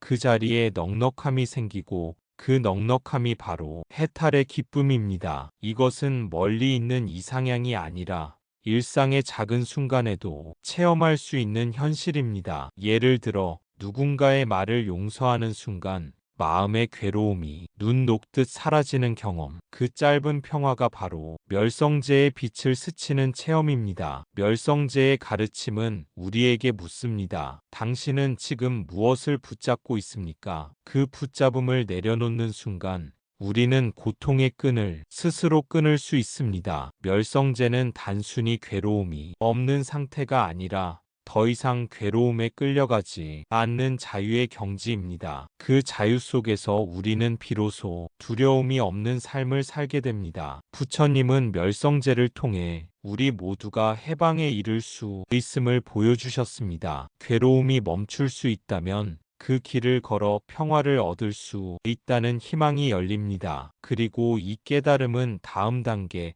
즉 괴로움을 멈추는 구체적인 길, 도성제로 이어집니다. 넷째, 도성제, 해방으로 이끄는 길. 그렇다면 고통을 멈추고 해방을 얻기 위해서는 어떻게 해야 할까요? 부처님께서는 그 길을 구체적으로 가르쳐 주셨습니다. 그것이 바로 도성제, 즉 팔정도의 길입니다. 팔정도는 8가지 올바른 삶의 길입니다. 바른 견해, 바른 사유, 바른 말, 바른 행동, 바른 생활, 바른 노력, 바른 마음 챙김, 바른 집중. 이 8가지 길은 머리로 외우는 교리가 아니라 삶 속에서 실천하는 지혜입니다. 예를 들어 바른 말은 남을 해치지 않고 자비로운 말을 하는 것입니다. 바른 생활은 남을 착취하지 않고 청정한 직업을 택하는 것입니다. 바른 마음 챙김은 지금 이 순간 내 호흡과 감정을 알아차리는 것입니다. 이 길을 걸어갈 때 우리는 조금씩 고통에서 멀어지고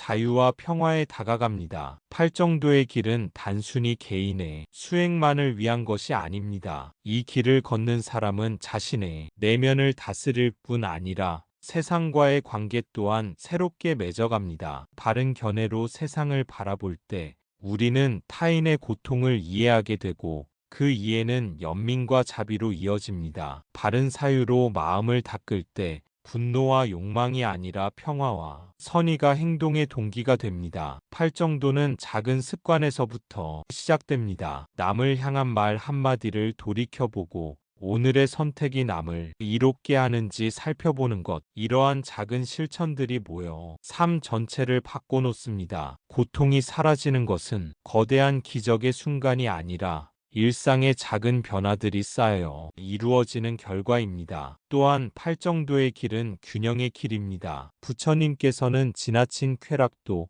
극단적인 고행도 모두 해탈이 길이 아님을 밝히셨습니다. 팔정도는 그 두 극단을 벗어나 조화와 중도를 실천하는 길입니다. 즉, 삶의 어느 한쪽으로 치우치지 않고 지혜와 자비, 노력과 휴식이 고르게 어우러진 길입니다. 팔정도를 따라가다 보면 우리는 점차 마음이 자유를 경험합니다. 욕망의 노예가 아니라 욕망을 다스리는 주인이 되고 두려움에 끌려가는 사람이 아니라 지혜로 길을 밝히는 사람이 됩니다. 이 자유는 단순히 개인의 안락을 넘어 세상의 평화를 전하는 힘이 됩니다. 한 사람이 바른 길을 걸으면 그 주변이 변하고 그 변화는 점차 널리 퍼져나갑니다. 도성제는 고통을 멈추는 구체적인 실천이자 해탈로 나아가는 실제적인 길입니다. 이 길은 누구에게나 열려 있으며 어느 누구도 배제하지 않습니다. 단지 한 걸음씩 꾸준히 걸어갈 때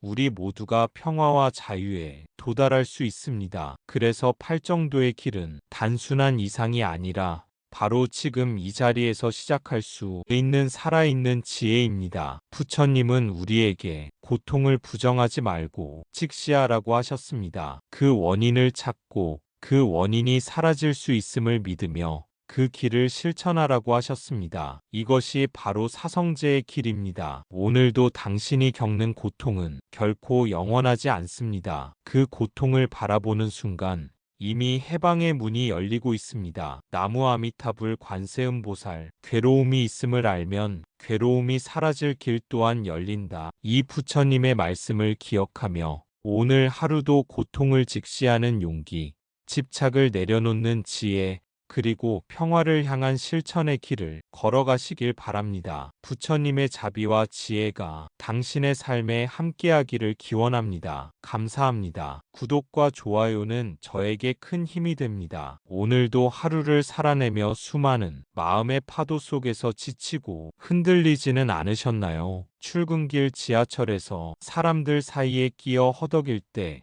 상사의 말 한마디에 마음이 욱할 때, 동료의 사소한 실수에 짜증이 날 때, SNS 속 남들의 행복한 모습과 비교하며 초조해질 때 우리는 하루에도 수십 번, 수백 번 마음속에서 번뇌와 씨름합니다. 우리는 이런 순간에 자신이 괴롭다고만 느끼지만 부처님께서는 이미 2500년 전 우리의 삶을 보고 사성제라는 길을 말씀하셨습니다. 사성제, 즉 고성제, 집성제, 멸성제, 도성제는 삶 속 괴로움의 진실을 깨닫고 그 뿌리를 찾아 마음을 자유롭게 하는 길입니다. 오늘은 그 길을 함께 걸으며 일상의 번뇌 속에서 부처님의 지혜를 적용하는 방법을 나누고자 합니다. 먼저 제1성제인 고성제, 괴로움의 현실을 직시하는 단계입니다. 세상에는 괴로움이 존재하며 이는 피할 수 없는 삶의 일부입니다. 예를 들어 아침에 일어나 출근 준비를 하면서 옷장 속 옷을 고르며 고민하는 순간에도 시간이 촉박해 마음이 조급해지고 하루를 시작하면서 이미 마음이 무겁습니다. 직장에서 상사의 잔소리를 듣고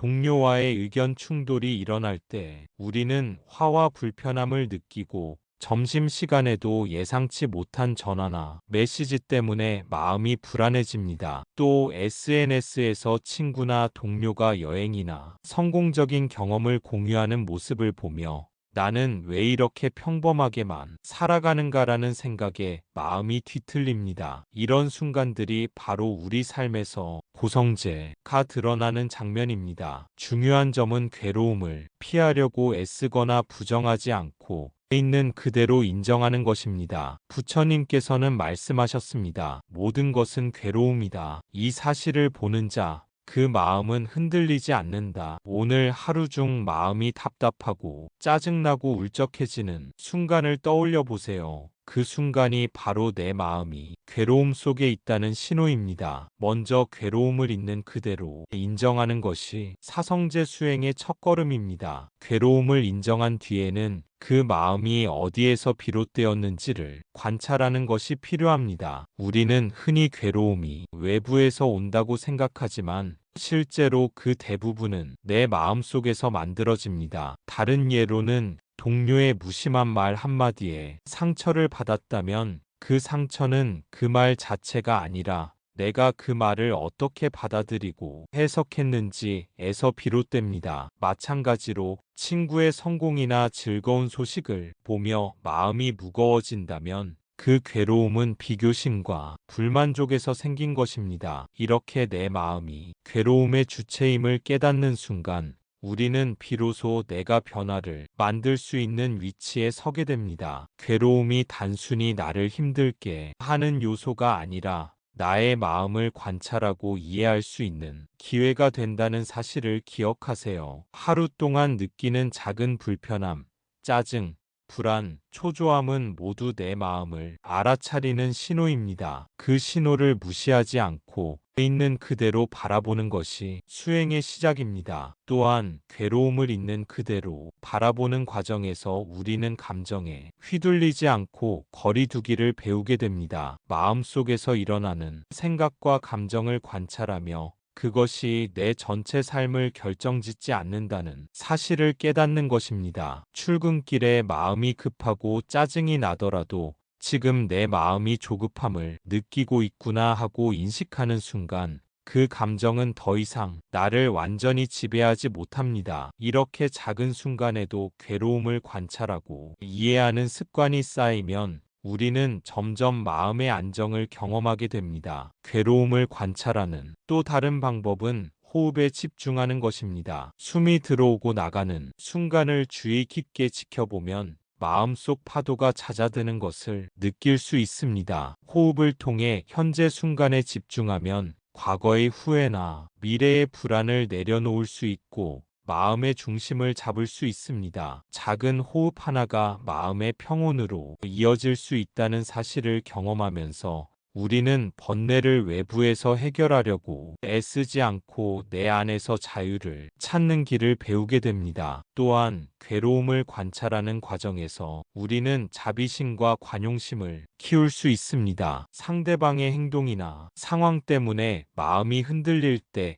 이 사람도 나처럼 괴로움 속에서 살아가고 있구나 하고 바라보는 연습을 합니다. 이러한 시선은 내 마음의 짐을 덜어줄 뿐만 아니라 관계 속에서 불필요한 갈등을 줄이고 더 넓은 이해와 평화를 가져옵니다. 결국 고성제를 통해 얻는 깨달음은 단순히 괴로움을 인정하는 것을 넘어 괴로움을 바라보는 마음가짐과 그에 대한 대응력을 배우는 과정입니다. 우리는 삶에서 피할 수 없는 괴로움을 만나더라도 그것이 내 전체 삶을 지배하지 않도록 스스로 중심을 잡을 수 있습니다. 그 중심에서 우리는 처음으로 번뇌의 뿌리를 찾을 준비를 하게 되고 사성제의 다음 단계인 집성제로 자연스럽게 나아갈 수 있는 길을 발견하게 됩니다. 다음은 제2성제, 집성제, 즉 번뇌의 뿌리를 보는 단계입니다. 괴로움이 생긴 원인을 찾는 것이 핵심입니다. 우리가 느끼는 번뇌의 뿌리는 대부분 집착과 욕망,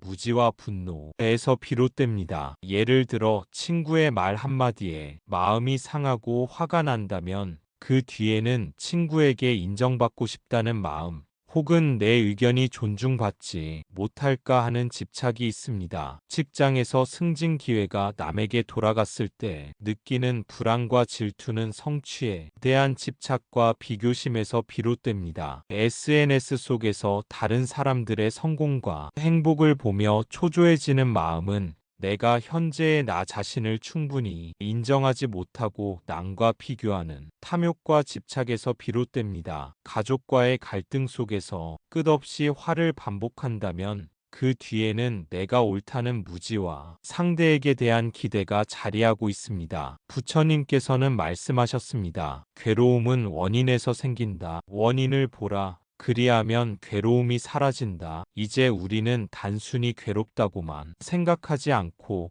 왜 내가 이렇게 괴로운가라는 질문을 던질 수 있습니다. 이 질문 속에서 번뇌의 뿌리를 알아차리는 지혜가 자라납니다. 괴로움의 원인을 알아차린 뒤에는 이제 우리는 그 뿌리가 얼마나 깊게 자리 잡고 있는지 살펴볼 수 있습니다. 단순히 사건이나 상황 때문이 아니라 내 마음속 습관적 반응이 반복적으로 번뇌를 만들어낸다는 사실을 이해하는 것이 중요합니다. 직장에서 동료가 내 의견을 무시했을 때 즉각적으로 화가 나는 순간 그 화는 단순히 그 동료의 행동 때문이 아니라 내가 내 의견은 존중받아야 한다라는 기대와 내가 틀릴 수도 있다는 불안 사이에서 생겨난 내면의 긴장입니다. 이처럼 번뇌는 외부에서 오는 것이 아니라 내 마음의 집착과 기대, 판단에서 생겨납니다. 또한 우리는 종종 자신의 감정을 무시하거나 억누르면서 괴로움을 키우기도 합니다. 친구나 가족에게 서운함을 느끼면서도 참아야 한다라고 스스로를 억누를 때 마음속의 감정이 쌓여 분노와 우울로 발전합니다. 이런 순간을 관찰하고 이해하는 것이 바로 집성제의 핵심이며 내 마음이 번뇌를 만들고 있다는 사실을 자각하는 과정입니다. 자각은 단순한 이성적 이해를 넘어 마음 깊은 곳에서 번뇌가 일어나는 과정을 직접 경험하는 것을 의미합니다. 괴로움의 원인을 알아차린 뒤에는 그 감정을 다루는 법을 배워야 합니다. 분노가 치밀 때는 잠시 멈추고 호흡을 관찰하며 지금 내 마음이 화를 느끼고 있구나 하고 인정합니다. 불안과 초조함이 찾아올 때는 내 마음속 기대와 집착을 바라보면서 이 기대와 집착이 지금 나를 괴롭히고 있구나 하고 알아차립니다. 이 과정을 반복하면 우리는 감정과 마음 상태를 외부 사건과 분리해서 바라볼 수 있는 내적 거리두기를 배우게 됩니다. 또한 번뇌의 뿌리를 보는 과정에서 우리는 자신과 타인에 대한 이해와 연민을 키울 수 있습니다. 가족과 다툼이 생겼을 때 상대방을 비난하기보다 이 사람도 나처럼 집착과 기대 속에서 괴로워하고 있구나라고 바라볼 수 있습니다. 이런 인식은 마음속 갈등을 줄이고 관계 속에서 더 큰 평화와 화합을 만들어냅니다. 결국 집성제는 단순히 괴로움의 원인을 찾는 단계를 넘어서 내 마음의 구조와 패턴을 이해하고 그로 인해 생기는 번뇌를 다루는 힘을 기르는 과정입니다. 우리가 반복적으로 느끼는 화, 불안, 초조, 질투, 비교심은 모두 내 마음속 습관적 반응이라는 사실을 깨닫는 순간 우리는 번뇌에 휘둘리지 않고 자유로운 선택을 할 수 있습니다. 이 지혜가 자리할 때 비로소 다음 단계인 멸성제, 즉 괴로움에서 벗어나 마음의 평화를 경험하는 길로 자연스럽게 나아갈 수 있습니다. 제3성제, 멸성제는 괴로움에서 벗어나 마음이 자유를 경험하는 단계입니다. 멸성제는 단순한 희망이나 낙관이 아니라 번뇌의 뿌리를 이해하고 집착을 내려놓는 실천적 지혜입니다. 예를 들어 직장에서 동료가 내 업무를 방해했을 때 순간적으로 화가 나더라도 화가 나고 있구나 하고 내 마음을 관찰하고 그 화가 내 집착과 기대에서 비롯되었음을 깨닫는 순간 그 화는 더 이상 나를 지배하지 못합니다. 아침에 지하철이 늦어 마음이 급해졌다면 이 또한 지나가리라 하며 마음을 놓아주는 순간 불필요한 초조와 짜증이 사라지고 평온함이 찾아옵니다. 부처님께서 말씀하셨습니다. 모든 집착을 놓는 자, 그 마음의 자유가 깃든다. 멸성제의 핵심은 단순히 화를 참거나 마음을 억누르는 것이 아닙니다. 그보다는 내 마음속 번뇌가 어떻게 생겨나는지를 관찰하고 그것을 있는 그대로 받아들이면서 놓아주는 연습입니다. 상사의 지시가 부당하게 느껴질 때 즉각적인 반응으로 불평하거나 화를 내지 않고 지금 내 마음이 불편함을 느끼고 있구나 하고 인식합니다. 그 불편함이 어디에서 비롯되었는지 살펴보면 그것은 내 기대와 집착 또는 내가 옳다라는 고정관념에서 나온 것임을 알게 됩니다. 이 사실을 깨달을 때 우리는 비로소 마음의 중심을 잡고 감정에 휘둘리지 않는 힘을 가지게 됩니다. 또한 멸성제는 일상의 작은 순간에서도 적용할 수 있습니다. 출근길 지하철에서 사람들 사이에 끼어 마음이 조급해질 때 호흡에 집중하고 이 또한 지나가리라 하고 마음을 놓으면 순간적인 초조와 불편함이 사라집니다. 점심시간에 친구나 동료의 말에 마음이 상했을 때 그 감정을 억누르지 않고 내 마음이 상했구나 하고 인정하면서 감정에 집착하지 않고 관찰하면 마음이 한결 가벼워집니다. 이런 작은 연습이 반복될수록 우리는 괴로움 속에서도 평온함과 자유를 경험하게 됩니다. 멸성제는 또한 내면의 자비심과 이해심을 키우는 과정이기도 합니다. 가족이나 친구와의 갈등에서 순간적인 화와 분노가 일어날 때 그 마음을 그대로 바라보면서 이 사람도 나처럼 집착과 기대 속에서 괴로움을 겪고 있구나 하고 이해하는 연습을 합니다. 이렇게 바라보면 마음속 갈등이 줄어들고 상대방과 나 자신 모두에게 여유와 평화가 찾아옵니다. 괴로움에서 벗어나 자유로워진 마음은 단순히 외부 상황에 흔들리지 않는 상태가 아닙니다. 그것은 내 마음의 구조와 패턴을 이해하고 집착과 욕심을 내려놓는 능력을 갖춘 상태입니다. 우리가 반복적으로 느끼는 화, 초조함, 불안, 질투, 비교심은 모두 내 마음이 만들어낸 반응임을 자각하고 그것을 놓아줄 때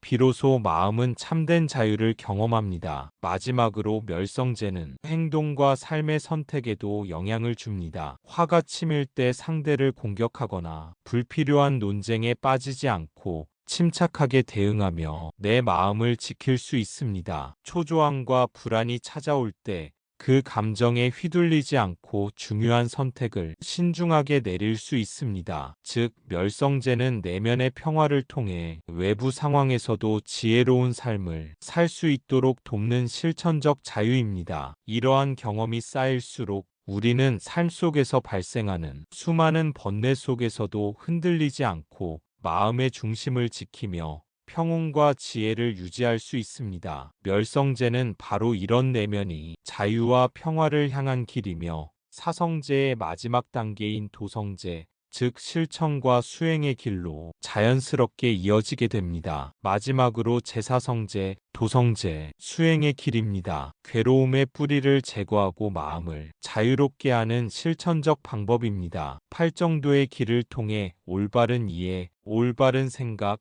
올바른 말, 올바른 행동, 올바른 생계, 올바른 노력, 올바른 마음 챙김, 올바른 집중을 삶 속에서 실천할 수 있습니다. 이를 일상 속에서 적용해 보겠습니다. 출근길에 짜증이 날 때 잠시 멈추고 내 마음을 바라보는 것, 점심시간에 남과 비교하며 초조함이 느껴질 때 내 마음속 집착을 확인하고 내려놓는 것, 퇴근 후 집에 돌아와 가족과의 작은 갈등을 겪을 때 순간순간 마음 챙김과 호흡으로 마음을 가다듬는 것, 이런 실천이 반복될수록 우리 마음이 번뇌의 뿌리는 점점 힘을 잃고 평온과 자유가 삶 속으로 스며듭니다. 상사가 불합리한 지시를 내렸을 때 즉시 화를 내거나 불평하기보다 지금 내 마음이 화가 났구나 하고 관찰하며 내가 기대했던 방식과 달랐기 때문에 화가 났구나 라고 원인을 확인한 뒤